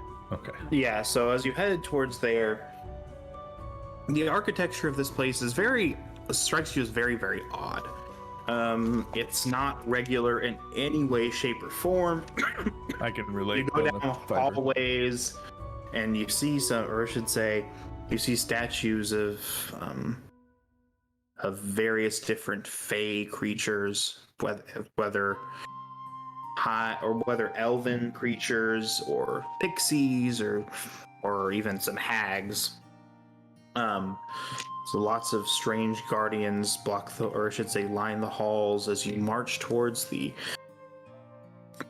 down this hallway that winds and turns and twists as you head into a large open area that has a large open area with a statue of an incredibly large fey creature. Let me tell you what that name is.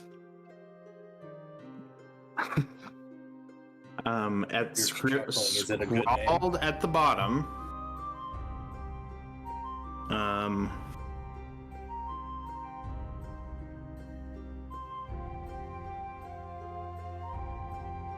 Is the name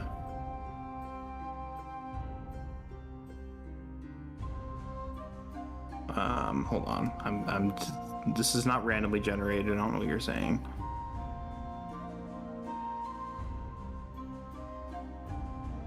Heliodor. We're dealing with a sun god, people. Just kidding. Sounds like a deity name that someone just came up with on the spot. It's not a deity. It's just a fae, from what you can gather.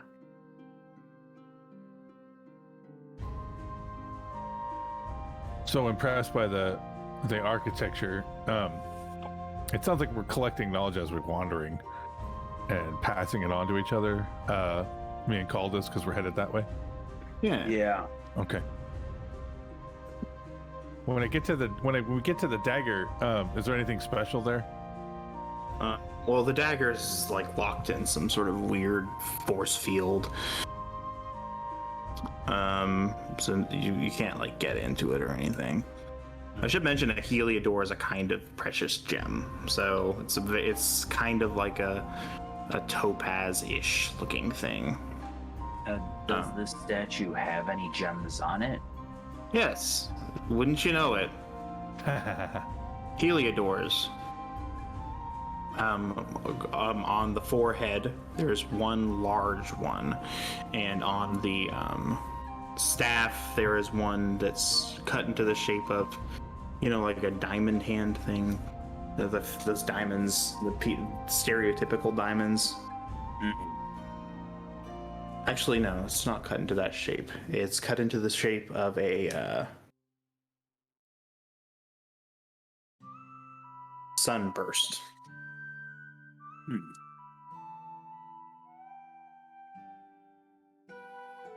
Is there anything else notable about this statue room? Just that they're roll a perception check. Because you're asking. You're the one who's Natural 20. okay. At 20. So what does that mean for you? That'd be a 21. Okay, so Perception. okay, yeah, I wasn't sure what your perception bonus was. You notice up to your right there is a gallery overlooking the statue, but there is a room beyond you as well. And you hear you don't hear, but the other two among you hear, so Luya and Kofine, you hear something beckoning you to go into this large room to your north. Oh. As I'm hearing this. Actually, roll a perception check. Me? Okay. Yes. Bam, bam. Perception check. Let's see here. Oh my god. I rolled a 2. Along with intelligence, right? Kofine also roll too, though. Yes, she would roll also. Okay. And that's for intelligence, right? Perception? No, perception Oh, no. is wisdom. Oh crap. I'm screwed. So Okay. if you are proficient in it, you get the bonus to that as well. I'm a 3. It's terrible. It's really bad. I rolled a natural 20. Oh thank God.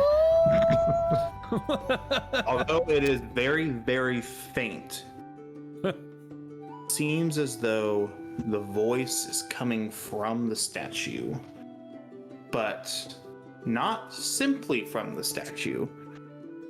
It has something of a Doppler effect as it moves away from you. It sounds as though it's the wavelength of the sound the wavelength of the sound is changing. She's gonna start walking towards the room, kind of ignoring everyone else around her. Mm-hmm. Where is she going? Excuse me, miss. We have to be careful. Maybe if we follow. Everyone, weapons out. Be ready. Oh, all right. So This apparently one. I'm only smart enough to follow the crowd, so I'll do that. Join the club. Yeah, let's go, guys. So, as you enter into the room, you see an entirely white, four-walled room that is about as big as the area where you fought the golem. It is, if you were to look around, you would see nothing. Nothing except for the following. It is pure white. It is a perfect cube.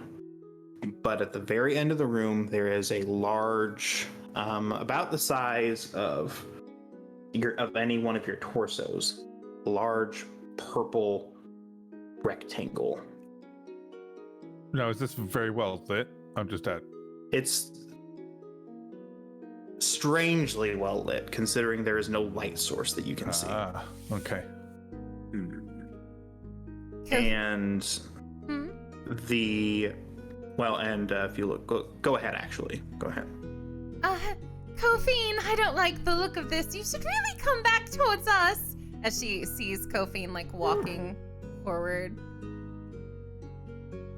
No, it'll be fine. And she's just gonna continue walking towards that rectangle thing. Doop-a-doop-a-doo. I mean, Kofine's been alive here for what? 3 months their time? I think I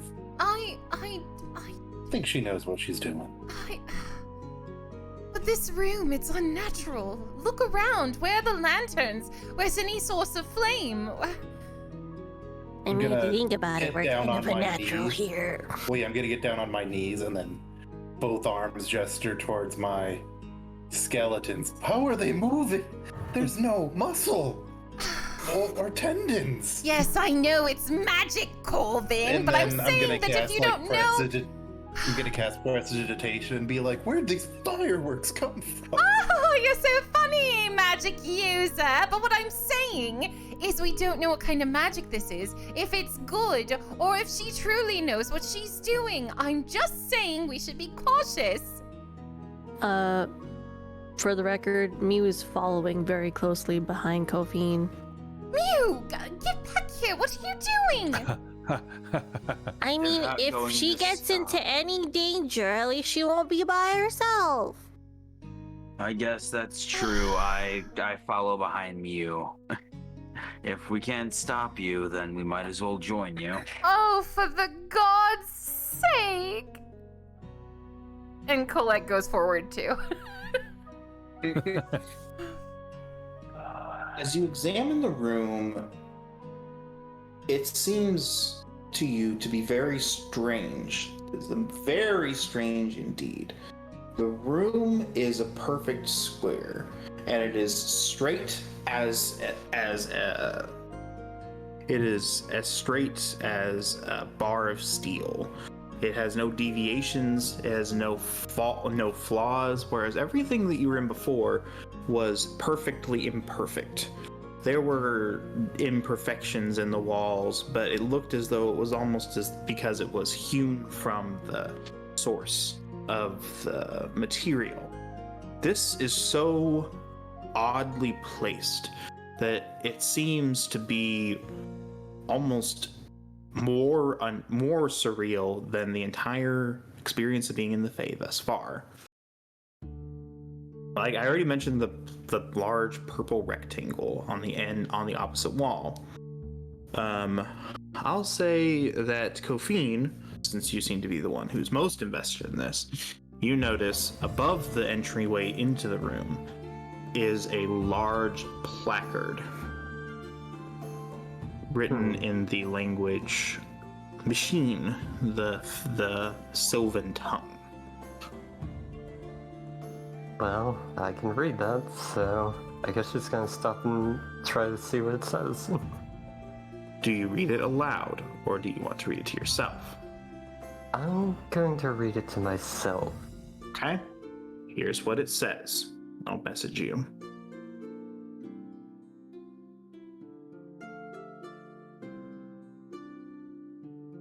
I can read this as well since I'm following her, right? That's a good point. I could have just messaged you both.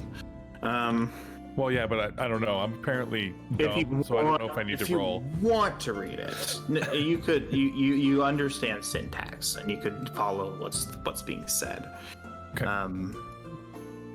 Even it, and Agatha also can read it, but she's not trying to get too involved.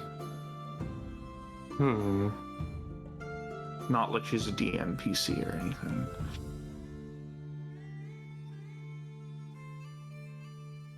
Huh. I think I'm gonna keep walking it as well. Yeah, Kofine's gonna just pick up the pace a little bit, going towards that purple rectangle. Okay.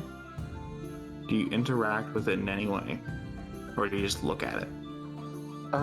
Just kind of examining it for now. Does anything happen here with her No. reading it? No? Okay. So I meander up behind her, looking at the purple rectangle at the end. Is this raised or anything? Is there anything I see about it being away from the wall? Is it just sitting like an item in the room? How is this thing? I mean the large, are you talking about the thing on the opposite wall? Yeah. Is that where she's headed? Yeah, that's where she's headed, and Okay. it doesn't do anything. It's just sitting there. Is it just painted on the wall kind of a thing? What's it look like? Well, you'd have to get closer to find out. Okay, well, I'm definitely walking because I'm curious. So I'm picking up the pace. As you approach the room, and this isn't like a super large room, so it's not like it would take like 3 years to get there. As you approach it, you see that your depth perception kicks in. You realize that it seems to be somewhat popping out of the wall. So it's quite probably something solid. Okay. Is the room playing tricks of perception or anything? Only perception tricks that would apply to somebody in an unusually large white room. But Okay, nothing supernatural, nothing trickery, no trickery involved. It's just a very large white room. Okay. I catch up to Kofi. Did you read the sign? I know you can read it. I did. The statue seemed to want me to come here, so... Agreed, but I couldn't... And she's gonna touch the thing. It is solid. It feels smooth, like ceramic. And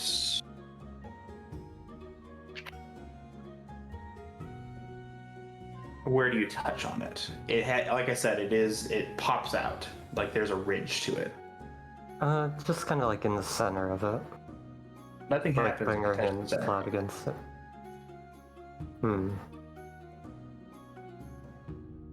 What do you make of this thing? A door, maybe? It's hard to say. Seems to be outset from the wall. I start feeling the ridges on the edges to see if it moves or if there's some way to get behind it. Roll a perception check. Come on. Oh, 20. Hell yeah. You rolled a 20. I did roll 20. Oh my god, the dice are weird Yeah. today. Perception Almost is just wisdom, so it's +2, so 22. Almost imperceptibly, but not beyond your perfect perception. You notice a slight shift as you touch it. So it can move. Yes. Kofi, it moves. Feel here. Do you feel this? Well, then why don't we try moving it? Alright. So we attempt to pry it open, apparently. Okay. As you jostle it, it does move and it comes off, Oh. revealing nothing behind it at all. However,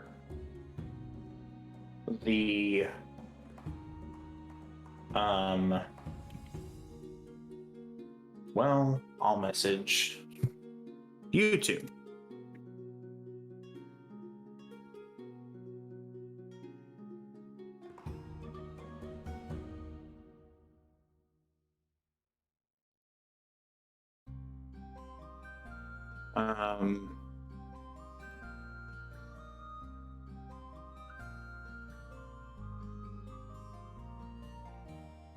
On the back side? Or all the way around?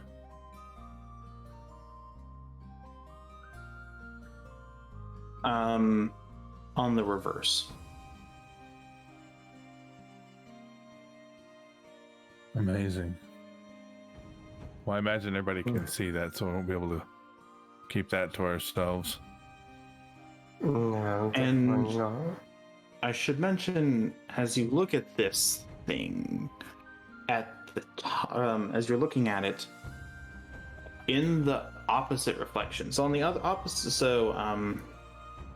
and at the top of the ceiling, or it should be the ceiling, you see your hands reflected. But as you move your hand away, so I'll just tell you because it's impossible to keep this secret. It is it's a mirror. It's a mirror. But if you hold your hand in front of it, it reflects it. Above you is a bunch of winding, twisting branches that crowns at the top like a dome of the room. So we can see past our own hands in the reflection to see branches above us? Yes. Okay. But if you look up, you see nothing. Oh, the mirror shows us things. The peculiar mirror. I wonder, Very. what if we take it back to the statue? Oh, it's a good idea. Clever girl. Oh gosh, freaking dang it! Don't you? No! Don't you freaking clever girl! No! I mean, the sign above the door did seem to hint at that. It did. I thought it was going to show us some soul stuff, you know what I mean? So I figured it was going to be like, more introverted or whatever, you know what I mean? Mm-hmm. But it seems like it's very much direct, yeah. Before that, though, maybe we should use it to look at this room from a Definitely. different perspective. So I Make grabbed sure one that side there's of no it traps. to help you with it and kind of show pretty much everyone else who's following us what the room looks like to them. Okay. So the room is very, very, it is a large, in the reflection of the room, you see mosaic art Oh, on each of the walls. dope. And along each of the walls, starting at the top, you have around the borders of the room, you have branches, and let me describe this to you. So I guess I should say, how intricate are you going? How much do you want to see? Well, I think at this point it's not up to us. We're reflecting the room to everyone. Yeah. So the whatever you want to, whatever you are wanting to reveal, the floor, like I said, the branches that start at the top of the room, the thing that makes the ceiling at the top, around the edges, there are four different walls, and each of those branches has different. The branches at the tops of the rooms looks a little bit different. At the northern end, you see.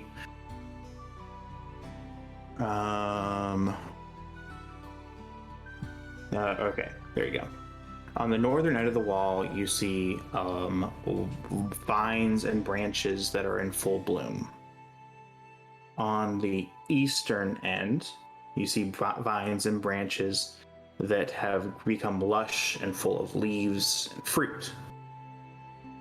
On the southern end, you see colorful leaves that have become that are starting to drift away, and also a light breeze that blows them along. Now, on the western end, you see cold, dead branches and withered vines, as well as icicles dripping from the branches. Dripping from the vines, and snow dripping from the piled upon the branches.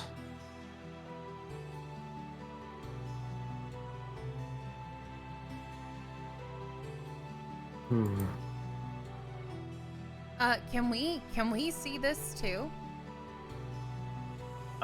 Well, it depends on how much they're revealing. Yeah.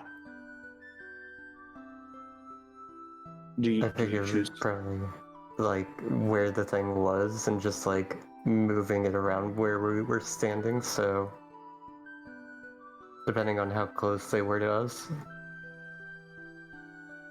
I'll let you be the judge of that then.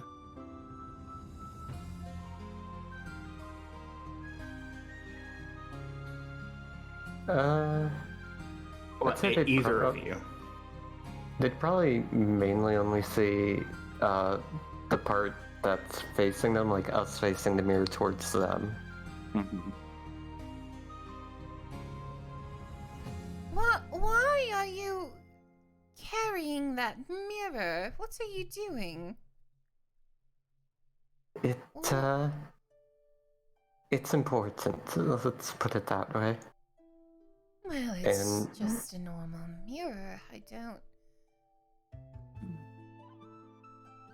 No, no. And Kofi's gonna take the mirror and start heading out of the room and heading towards the statue. What is she doing? She might be onto something. Let's stay close. All right, I suppose. Coldest, this whole situation is very weird. Yeah, the longer we're in this place, there's more at work here than any of us know. I think it's best to keep messing with things. Might stumble upon something more. All right. So, do you choose to hold the mirror up to the statue?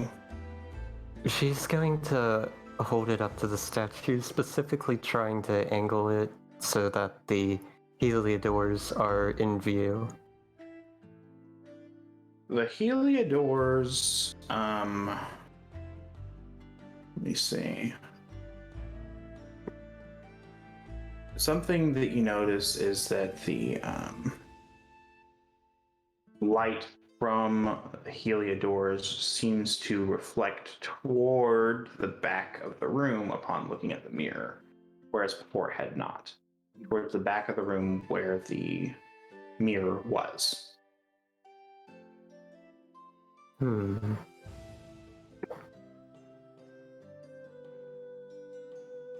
Well then, that's interesting.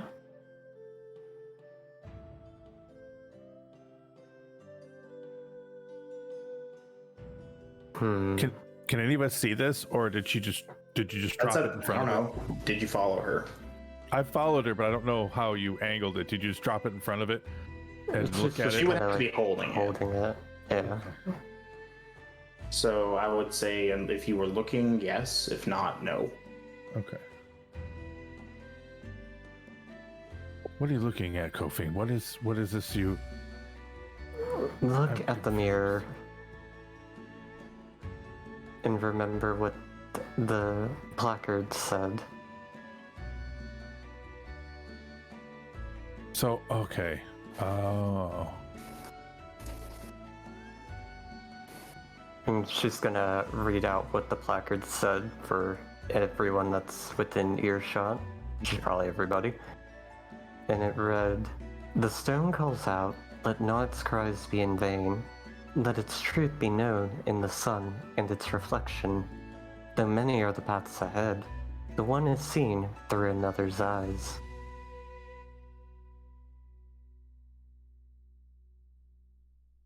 And we had this statue telling us to go towards the mirror. What?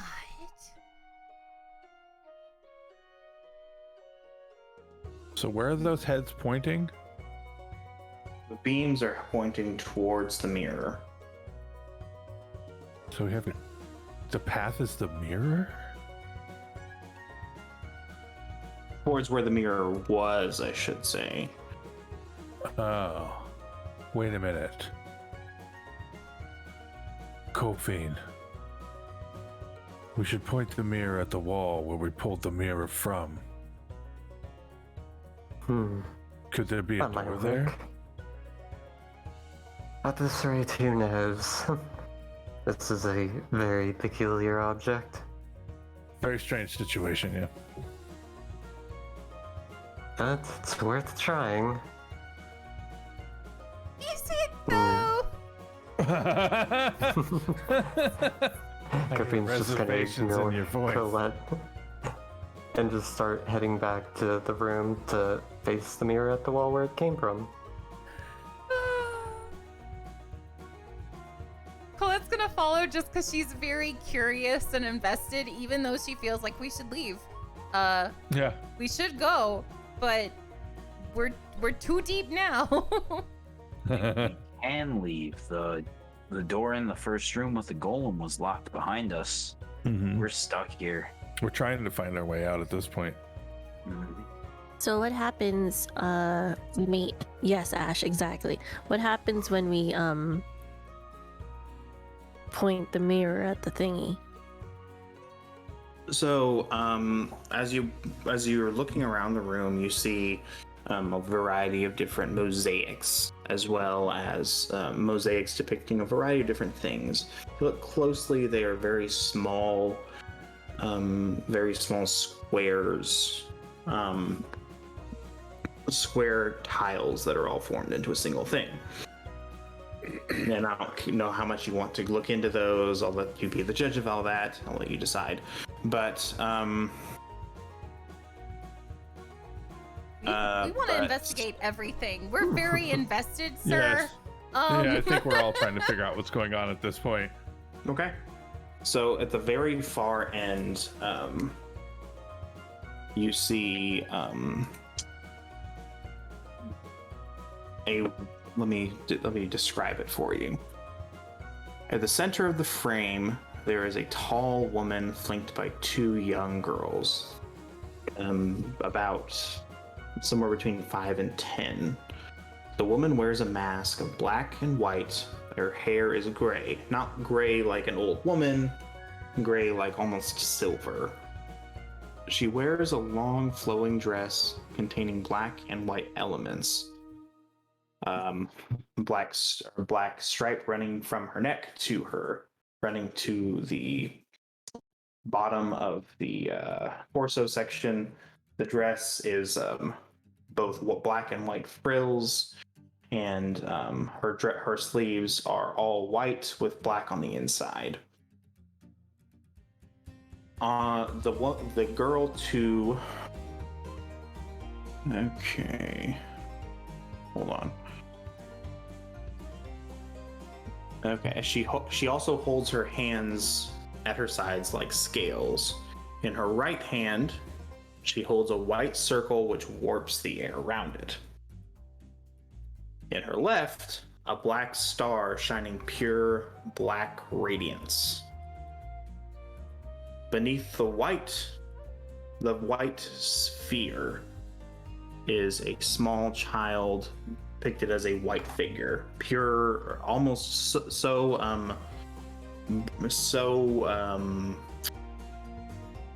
actually you're not even sure if she's been made of these tiles or if she was just the white wall that was underneath them.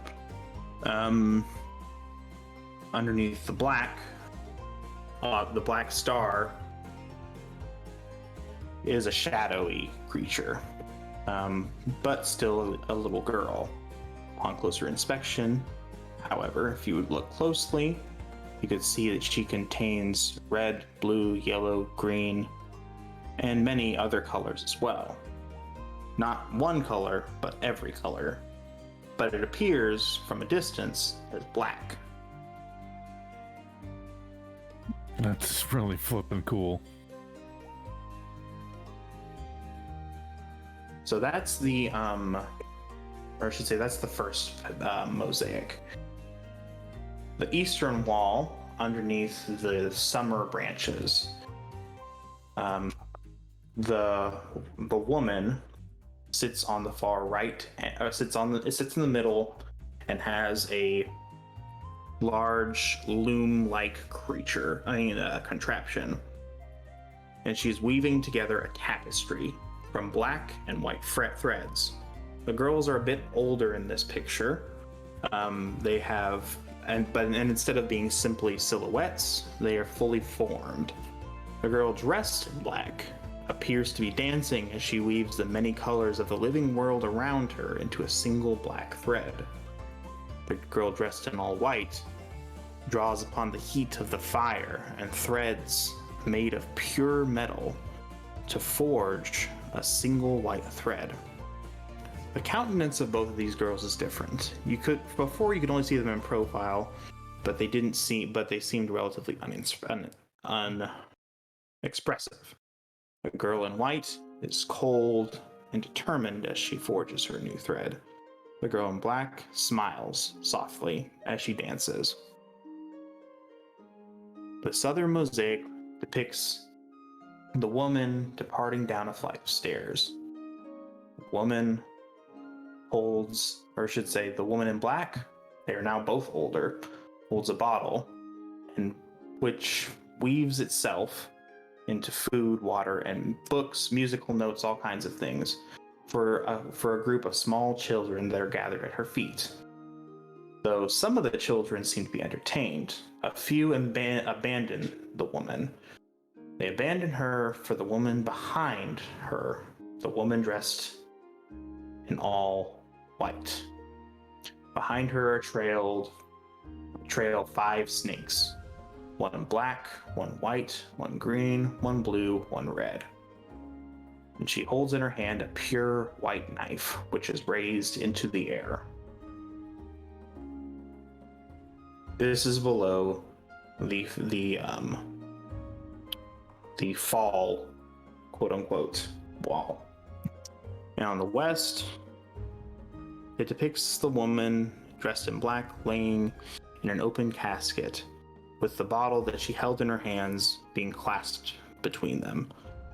Though rather than being in full color, which the bottle in the previous picture was, the bottle is completely clear.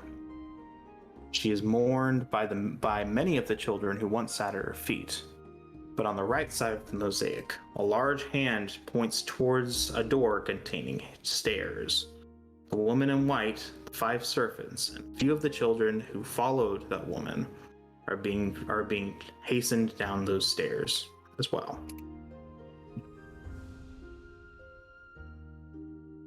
Wait. Keep it there. Luya, Kofine. Do you remember the poem? It's when we spoke of I believe it was oh goodness. Do you know how I corrected you? I didn't mean to be rude, but that word Ladesh in that poem. Yes. In that mural, she stole the secret file of life. Her sister's own Ladesh, she fused it with her hateful knife, the bane of bark and flesh, and to her loyal priests so fierce, she gave them each a part. The 5 dragons, the 5 serpents, that figure taking away from that other woman. This is that poem. But it's from the wellspring. Do you see what I'm trying to say? I do. This artwork is that poem. It's a visual representation of the poem and the people involved. There's something more here, though. Urshids a roll a perception check. Whoever was looking, I'll say you, because you're actually asking the question. Okay. Yeah. Come on. Okay, so it is perception. It's 16 with my wisdom. Out of the corner of your eye, you see something reflected in the whatever you call it. Reflected in the staircase that's being pointed towards. Okay. As you move towards it, if you move towards it, that is, do you move towards it? I do, but we're saying it reflected, right? So I'd have to bring the mirror with me, like pull the mirror with. I suppose. Kofine, bring the mirror this way. I see a reflection there. A reflection in a reflection? Yeah, I see something in the reflection. Not a reflection.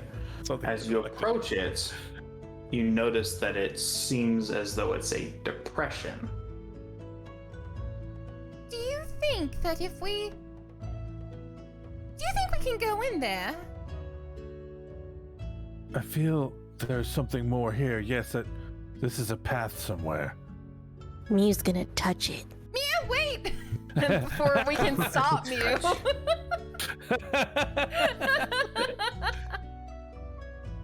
Right. Nothing happens when you touch it. Okay.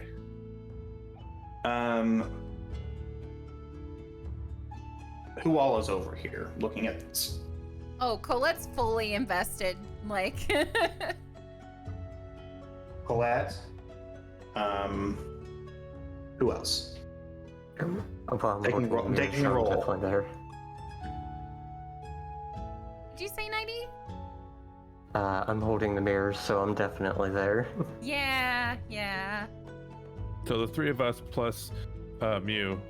I think Caldus was following close, right? Yeah, I'm following close behind, but given that there's only so much space looking into the mirror, I'm letting you guys kind of lead the way. Okay. So each of the four of you roll an investigation check.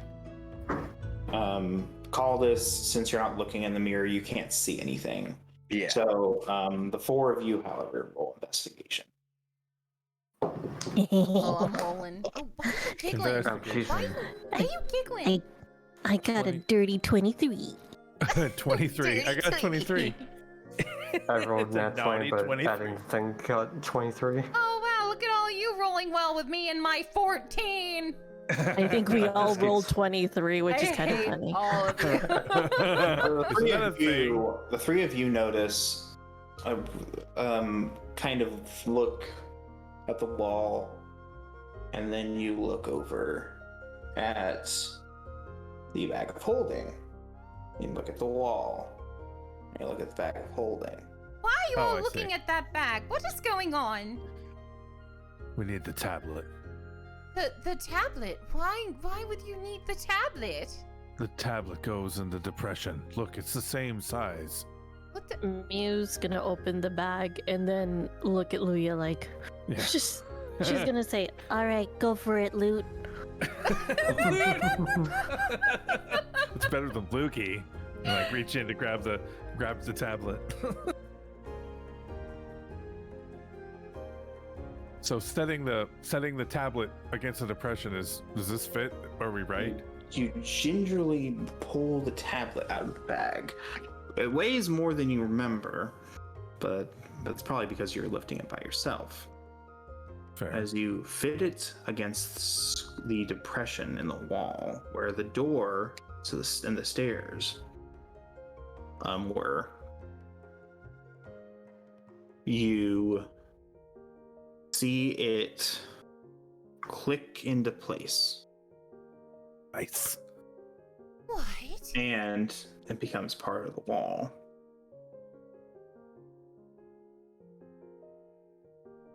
Well, that was anticlimactic. What use was that? What? I'm glad Okay, we all found where it belonged, but It becomes part of the wall. This also becomes presented to you. The following words.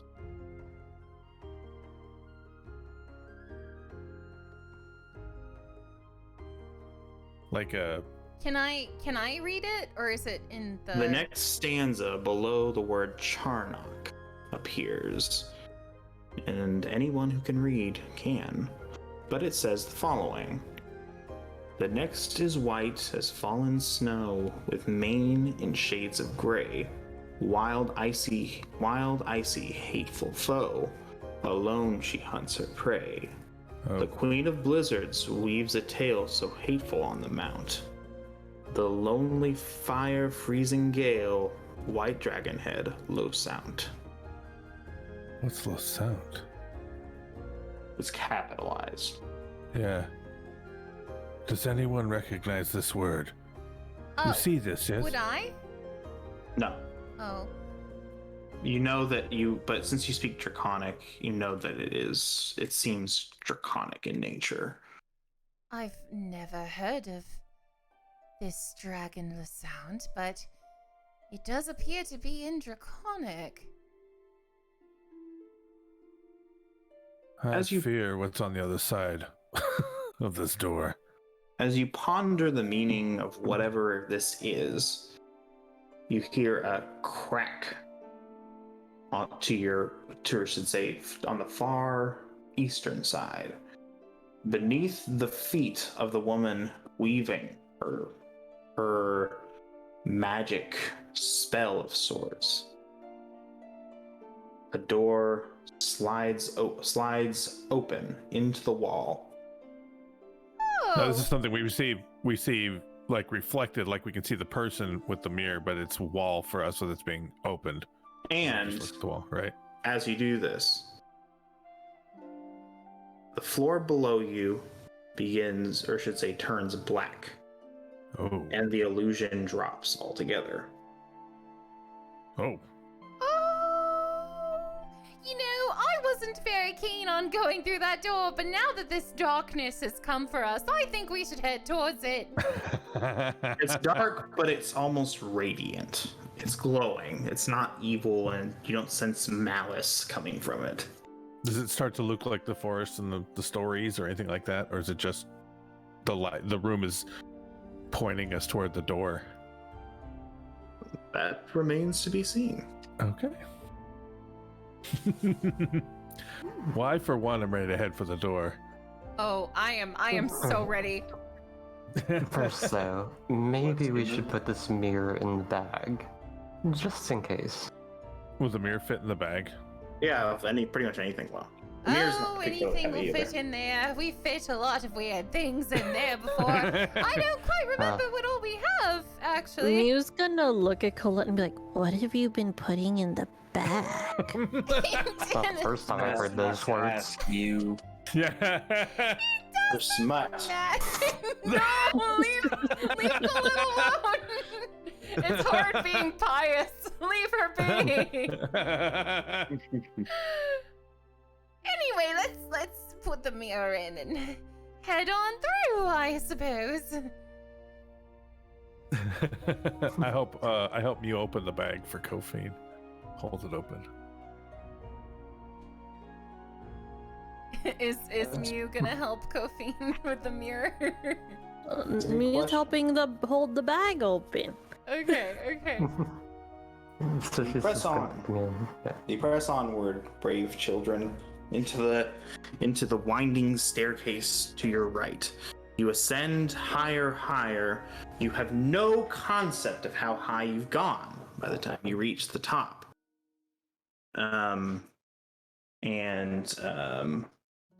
As you reach the top, it spirals, it twists, it turns into a hallway, it descends even at one point. Well, eventually you are totally disoriented. You have no idea how far you've come, no idea how far you must go. But you reach the end of the pathway, and you come into a large, long room that contains a square box in the middle. Well, rectangular box. The room is full of the same light spirits ensconced upon the torches, the unlit torches that lined the room that you entered into. And it contains similar figures that you saw before. Elves, hags, sprites, but the mood of the room is somewhat different. The room is, the creatures that are ensconced emit pale blue light as opposed to white or yellow.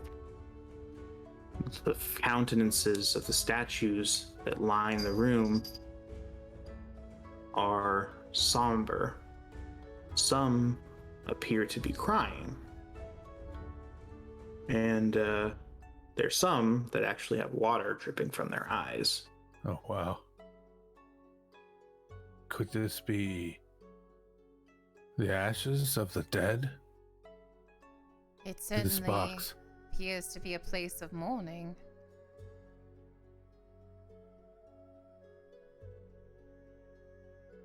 I'm afraid to open the box. I'm afraid to go near it. Kophine's gonna walk up to it. Well, so Corbin's gonna walk right up to the box and check it out. Oh yeah, I figured you would. And Kofin, the strange beckoning you felt pulls you ever onward. And you hear a voice, very loud and clear, as opposed to what it had been before.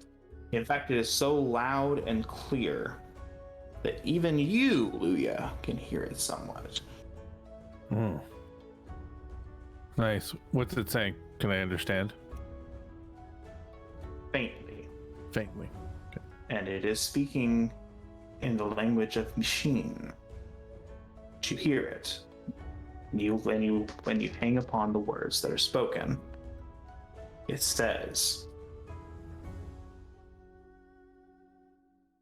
spring, summer, autumn, winter. The 4 seasons have been complete. Winter has long been upon us, and our great matron has since departed. Let spring come again. Let the world be reborn in a new age. The voice is feminine, warm, and wild. Giggity. Oh, sorry. Sorry.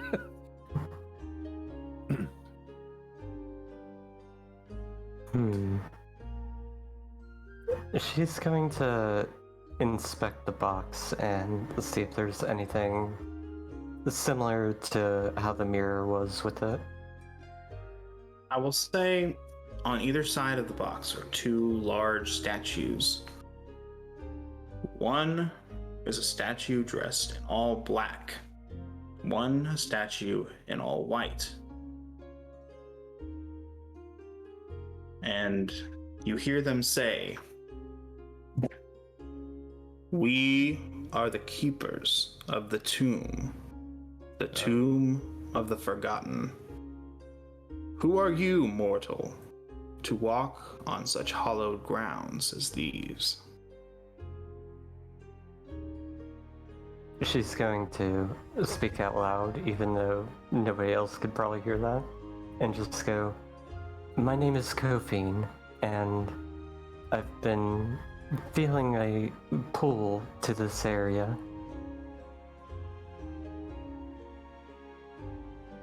One second. While he figures that out, Mew's just gonna stare with the wide eyes like, who is she talking to?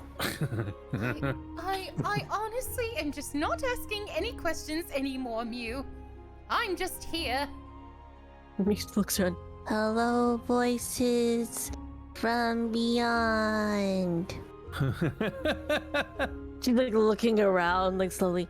I don't know if you can hear me. I can't hear you, and I don't know if that's how this works. Understanding what's going on and feeling rather pulled to this area too, I come closer behind Kofin to understand what's going on. The statues speak in unison. One voice low, one voice high. But neither voice comes from one of the statues. Both come from both of the statues, in harmony with each other. A liar stands before us.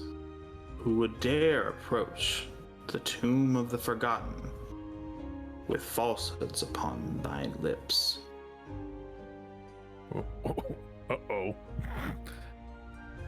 Speak truth to us, and we shall grant you entry, for we see that you are favored.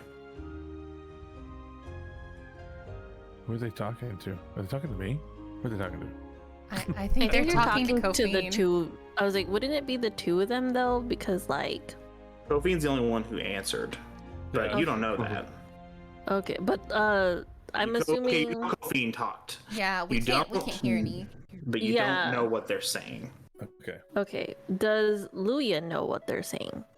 I understand. Faintly, as though they're speaking through water and gauze together. Yeah. Okay. But they are speaking to Kofin. So Kofin's a liar, apparently. We don't know this, but Liar! Ooh! Kofine's going to just kind of like grit her teeth and look at Luia and be like, tell them your name. Tell them my name? Yes, tell them your name and why you're here. Oh my! Just to clarify, you're meaning the statues, right?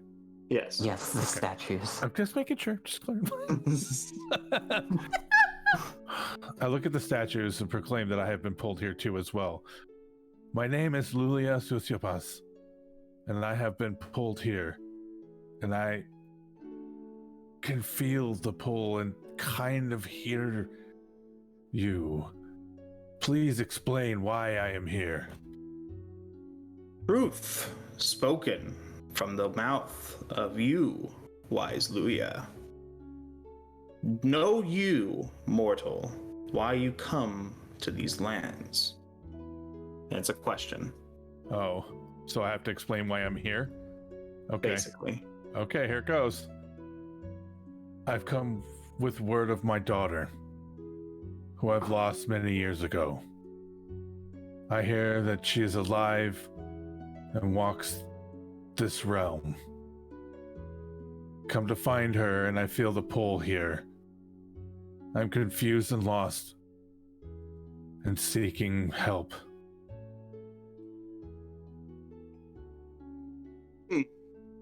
Truth. Truth is spoken. Truth was requested. Truth is gained. Wise Luia, you have answered the call. Is there anything else? Mayhap Okay. you shall indeed find what you seek. Mayhap closer than you suspect.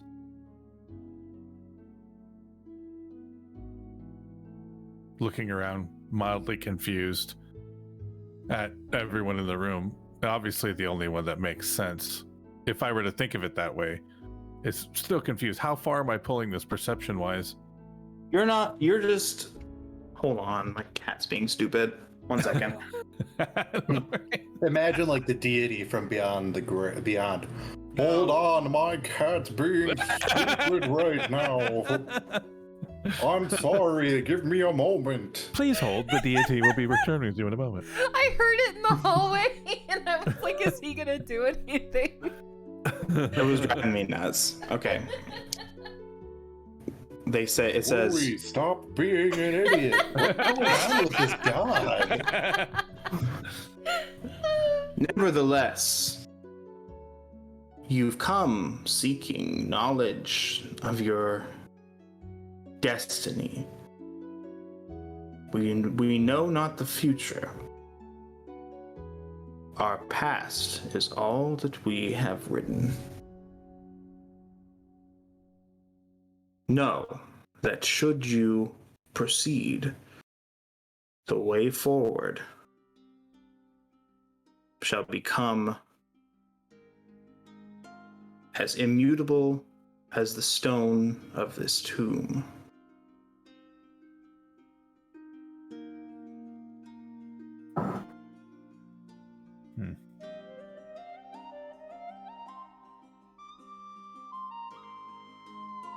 So the only other person that could hear that possibly was Kofine, right? Correct. Mm-hmm. Kofi hears it. Okay. Why did you lie? I didn't lie. These statues are crazy. I guess, no, hold on. They are not convinced of you. You've been called here as well, right? Hold on.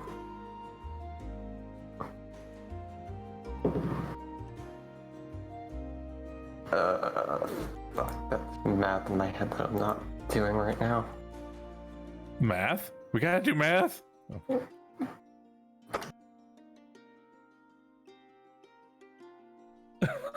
Well, while this is all happening, I imagine that Colette and Mew are just like mind blown. They don't know what's going on. These two new people. Yeah, they're just seeing a one-way conversation happening. And now one of them's accusing the other of lying, and we're just like, what is happening? Mew's gonna be like, okay, so Yes. Mr. Sociopath says Sociopath. that she's lying. Yes.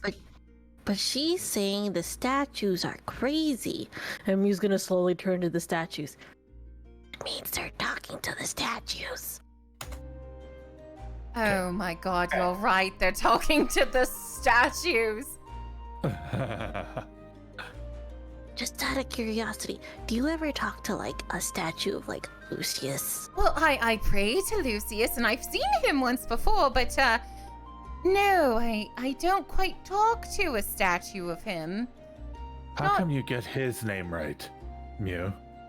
You say What? Lucius correct every time, but I'm Lufa. Well, Lufa, sorry, but no one's gonna.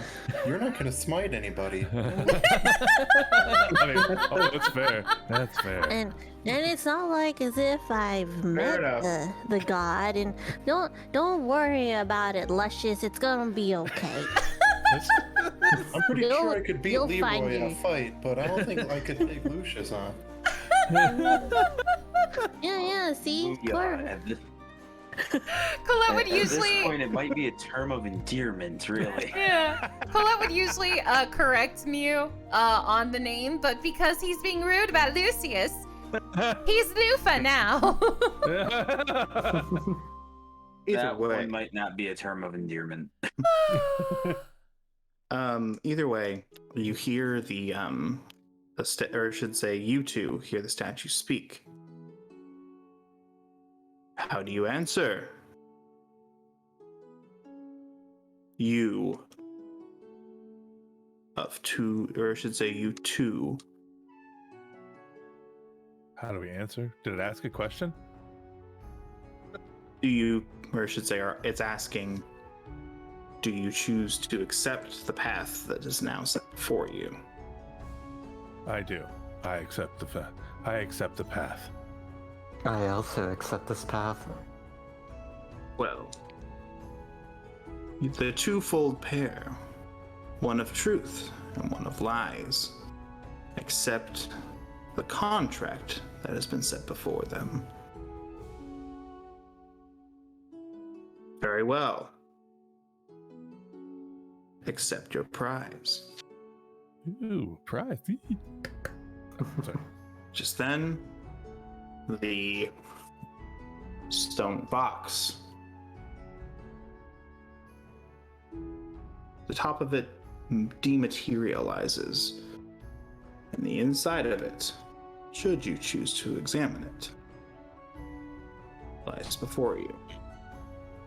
I mean, I examine his. Mm-hmm. It this is something we can empty pick up? except for a single large bottle the size of, so roughly, I'd say about 64 ounces. Empty. So a big gulp. Basically. Okay. It's made of crystal, opal, all kinds of precious stones woven into one. In fact, it looks as though it's made of something altogether different. Most importantly, though it is empty, the colors, as observed from afar, black.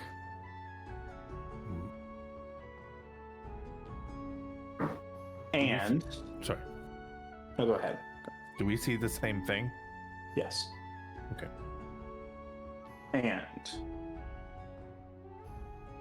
the marks on your bodies, both a file, illuminate. Ooh. Wait a second. Wait a second. Can Colette see this? She can, indeed. Wait, your mark is a file. Like from the poem. I didn't do it. No, not you, Mew. No, I meant the glowing. I didn't do it. I'm just... So it just naturally starts glowing. I know you're speaking to things we can't quite see, but what in the world? Are we supposed to drink drink this from It's this bottle? empty. It's empty. Yes. Do none of you listen to poetry? Listen. Caldus, hand me your book. You should ask. I should ask. Yeah, here. Thank you, thank Here you. you are. Are you... Do you touch it? Do you hold it? Do you grab it? I wish to grab the bottle. So you lift it into your hands. The light from your mark becomes almost solar in its brightness. So bright that it blinds everybody in the room temporarily until it eventually fades back down to a slight shimmer. But it changed color. Whereas before, it was silvery in color. Now, it is gold. That's super cool. While that after that happens, Colette in a hushed tone is going to say, reading from Caldus's journal. The file lies in forgotten tomb with ancient one who died. But knife was claimed by priests of doom. 5 dragon heads divide. This is a tomb. Obviously.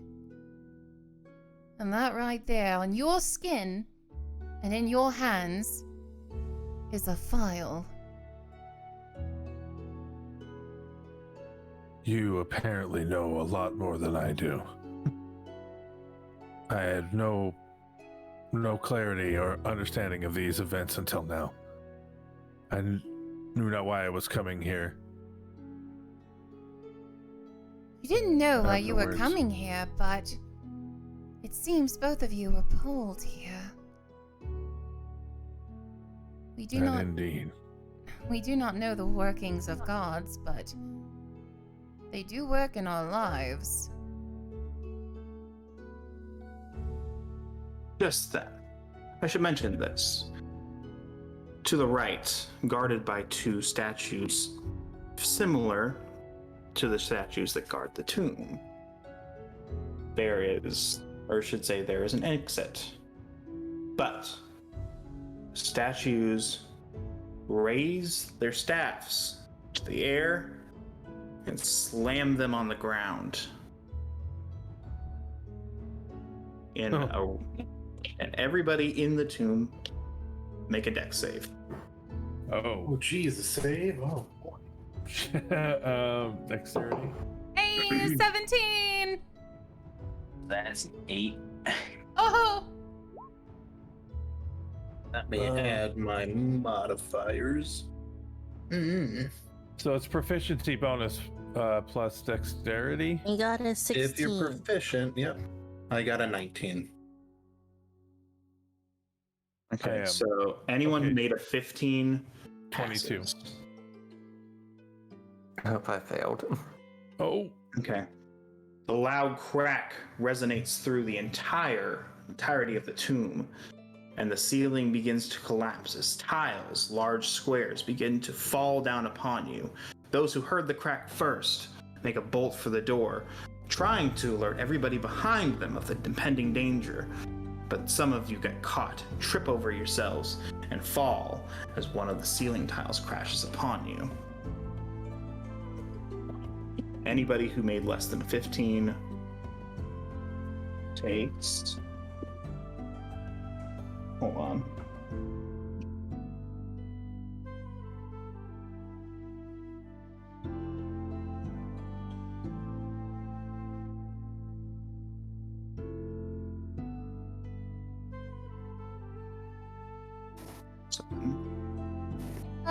since I rolled high,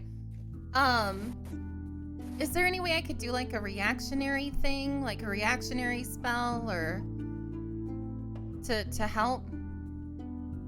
What kind of spell?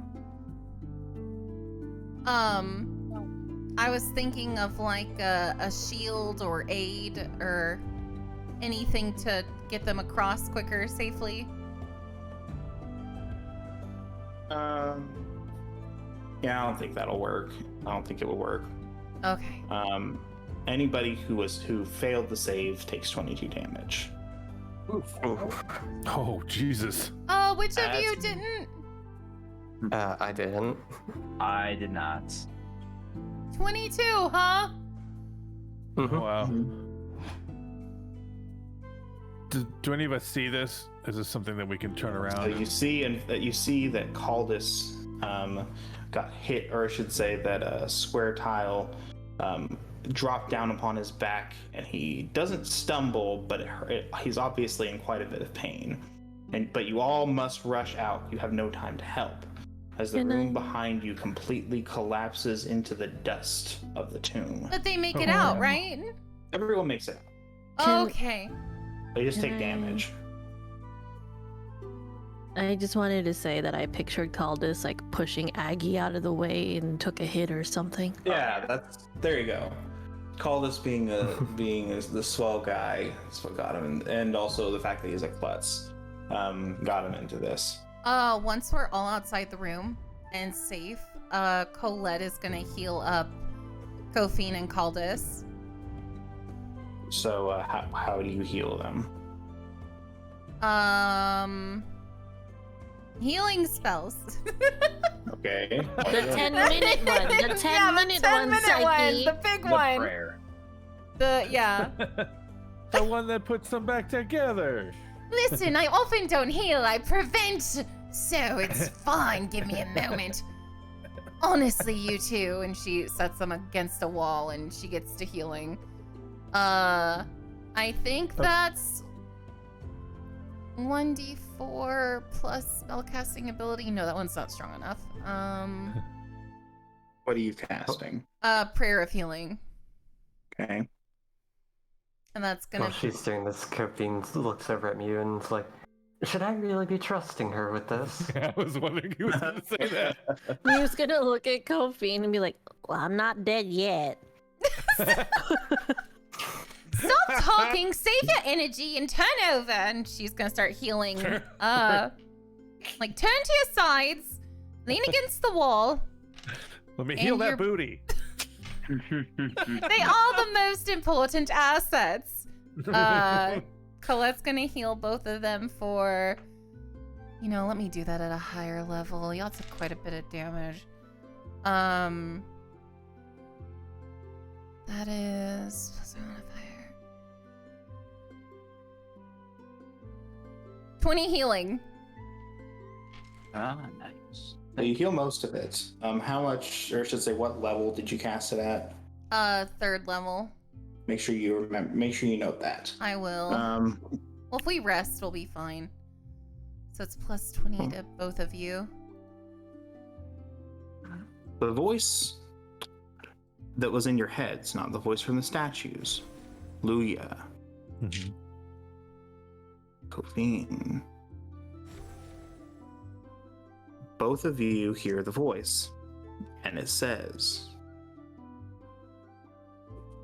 "You've done well to come this far. The way ahead has been shifted, as the one path has become not. You must now test your mettle if you hope to escape this place with the truth within your hands." So, did she hear the same thing I did? Did she hear Yes. something similar? She hears the same thing? Okay, so I'm gonna look at Kophine accusatorially. You know what I mean? Accusingly. Without saying anything. Eyeball askance look, Because I think the lying or not telling the truth of how he ended up here, or the purpose of what the statue thinks is the truth, got us into a little bit of trouble. Look, what do you want? This seems like it didn't go the way it should have. This seems dangerous now. When it could have been informative and this could be learning, and I feel like we're wasting our time. What seems dangerous? I don't know, a room that falls apart? That's not Gods normal. that speak to us, maybe? That's not. It happens to Colette all the time. We don't have to talk about the things that happened to me. Some of us aren't used to this much of an active lifestyle. Oh, Look, it'll be fine. We just have to test our metal, and we already did that with the golem at the beginning, so I'm sorry. how much worse could it be? Test We our almost- what? We almost died. Wait, in there's something that you guys might be failing to tell the rest of us. Yes. The ones who cannot hear what you hear. I Not agree. saying you're you. crazy or anything, but I'm going to explain everything to them. I'm going to explain everything and the differences between what the statue said to me and what they said to her. The lie and the truth and all that stuff. I'm just going to lay it out for them all, since we're here and healing and hanging out. So you thought you could just lie to some gods? Woman, what? I never told a lie to them. Oh, and half-truths aren't lies, are they? Well, not exactly, no. I think it depends. Why did you tell a half-truth? Because the question that they asked was one that, well, the answer changed quite a while ago. Well, according to these spirits, the answer is still very much the same. Well, keep your secrets, I suppose. Maybe more ceilings will fall on us in the future. I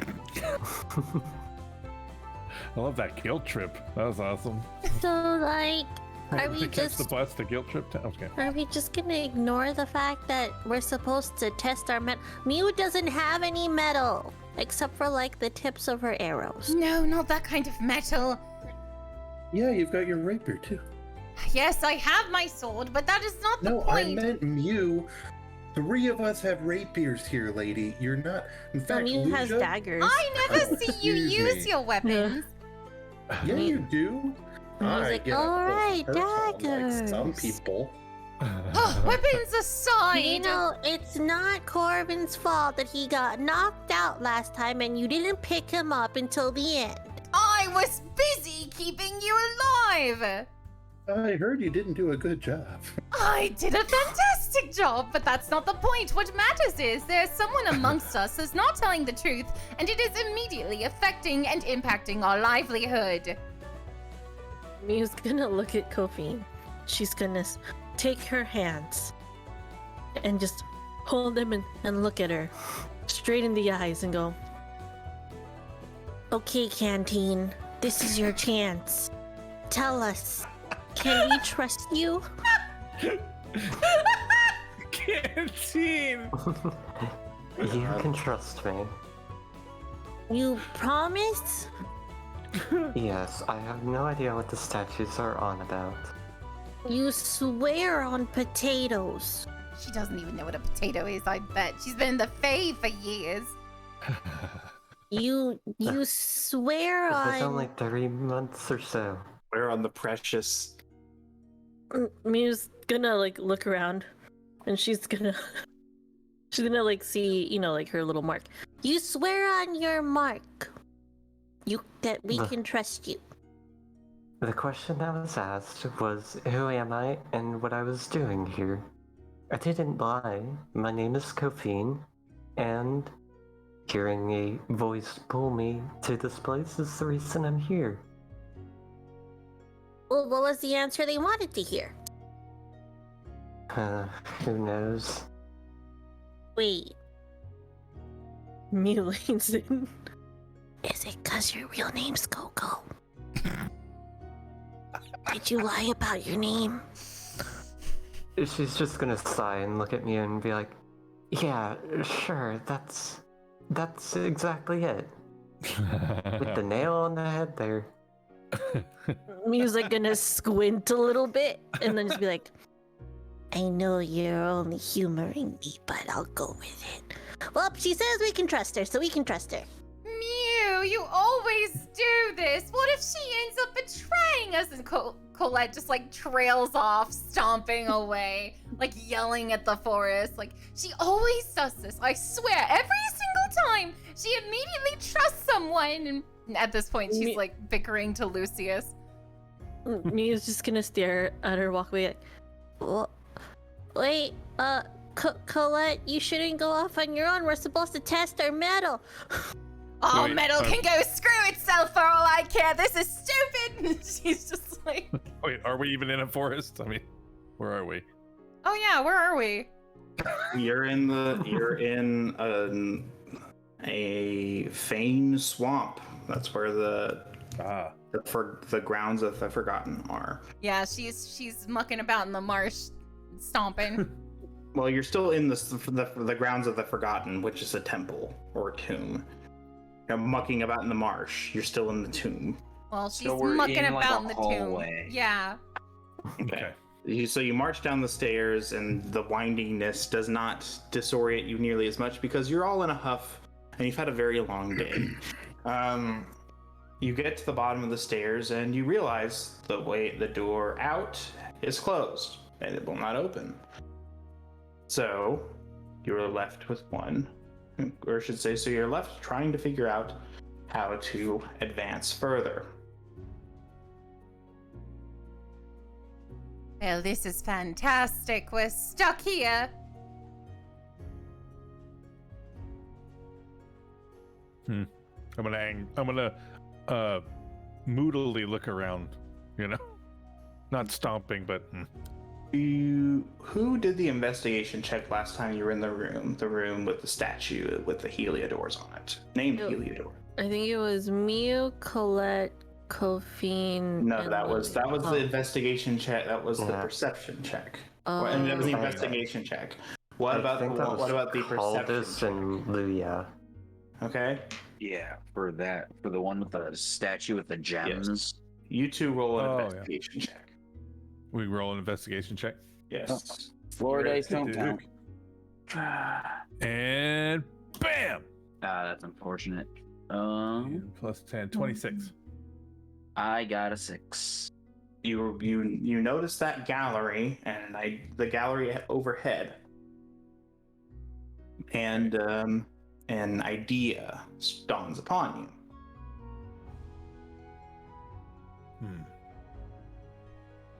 you. What's the idea? A galleria, like Gallery, so an area, a balcony overlooking the ground beneath. Okay.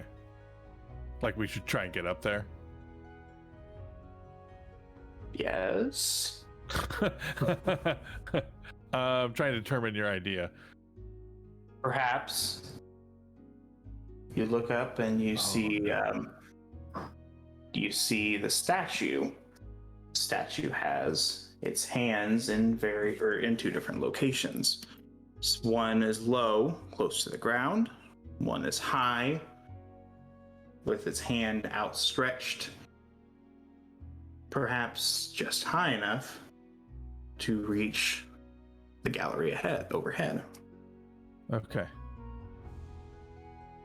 I think I'm not gonna just blurt it out, but I think I'm just gonna go do it. I think I'm gonna go take the climb. Okay. You start climbing up the statue, and it's somewhat easy to make this climb. It feels almost as though the statue is holding you within its hands. Like this was the purpose of it, kind of a thing.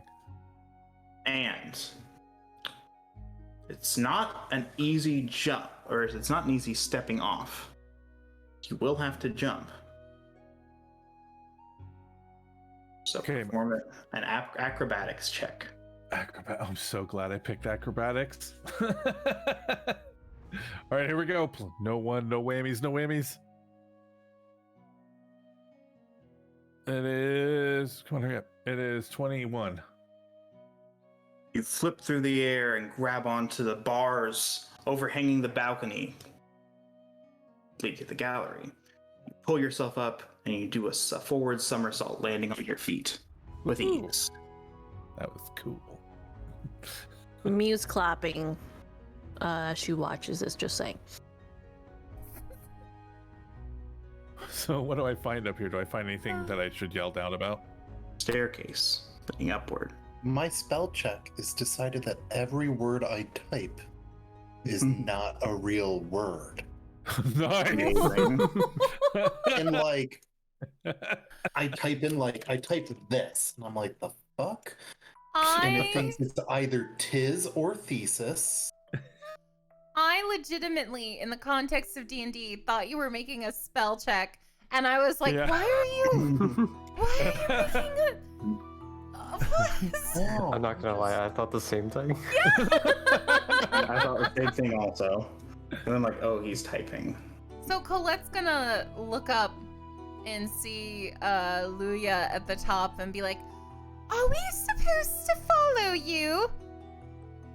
I believe so. There's a stairwell up here. Oh, climbing. Yay. Someone's in a whiny mood today. Someone almost had a ceiling fall on her because someone told a half-truth, but it's fine. Is the balcony low enough to where if I give someone a boost, could they climb up that way, or do we have to go up the statue? You could possibly, but you probably need more than one person. You probably need like more than one person. Perhaps somebody reaching down could do something like that. Because I know you have bad acrobatics. So, Sorry. No, go ahead. So if I were to give them the idea to come to the statue and climb up, I could help people up. Possibly, yeah. Maybe they could get maybe they could roll with advantage. Luya, Okay. do you have any rope? Oh, also rope is the thing in this universe. Hey, good idea. Rope is a thing in this universe. So I am just do you have aren't rope I? though? Do you have any? Do I have rope to throw down to them? You should. It's Do just you? a basic pack. You should. Well, Yes. Yes. Okay. So you. I have rope. I can throw some up there. I mean, You can climb up and bring rope. Make a sleight of hand with intelligence check. Sleight of hand with intelligence. So it's an So, intelligence check, You right? have sleight of hand. I do. Are you proficient at it? So you, Yes. but instead of using dexterity, roll with Intelligence. intelligence. Okay, so it's the same either way. So it's I rolled a 19, so it's 29. I'm doing Okay. good now. Yes. Okay. I'm gonna say that's strong enough to support anybody. You tied it well. You've learned some decent knots in your time as a guide, I do get around. and everybody climbs up safely. Everyone climbs up safely, no trouble whatsoever. And you see the staircase ahead of you. How are we doing on time, guys? well, We're pretty much we have like a tiny bit left. it's past midnight, so We can end now, or we can pick it, or we can go until I the say end. we end here before we go down the scary Enter passage. another room. Okay, that's fine. If you want to end here, it's totally cool. But you have made it to the top of the staircase. Nice. Or into the staircase, I should say. Okay. Thank you all so much for another great session. Oh my goodness. I am getting very invested in the story. Gosh dang it. And thank you so much for the bits, Ding Dong. I love your name so much. Dong, bingo. Ding Dong, follow episode earlier, so thank you. I appreciate that. Oh my gosh. But anyway, thank you all so much for being on another episode of The Mark of a God. I cannot wait to see what happens next Thursday. Really cool. This is Yeah. really fun. This is a really good story. This has been a lot of It's getting fun. interesting. I didn't Also- expect it to be this deep. Yeah. Also, I'm sorry for my character being mean to your character, Kofine. I'm sorry. Or maybe if Kofine weren't such a dirty liar. Yeah, why'd you have to lie? I didn't Be lie. that the third room is supposed to create tension. You would never Fuck do that to us. Anyway, thank you all so much. Remember, you can check Corvin, who is known as Bevan, at Roll the Roll. Caldus, also known as Graynarl, is always everywhere. Mew, as played by Witty Mitchie, can be found at twitch.tv/WittyMitchie. Luia, also known as Dizcam, is at twitch.tv/Dizcam. And Kofine, also known as Nighty, can be found at twitch.tv/NightOwl35. And thank you, Teeth Whitener, our DM, who is my husband and has to be here. Thank you, Teeth. No problem. Thank you. All right, y'all. I will chat with you later. Goodbye. Good night. Bye. Oh my goodness gracious. Oh, I absolutely love this campaign, y'all. So much. But anyway, thank you for hanging out with our Mark of the God campaign. And we will see you next Thursday, 9 p.m. Central. And as always, may Lucius guide thee.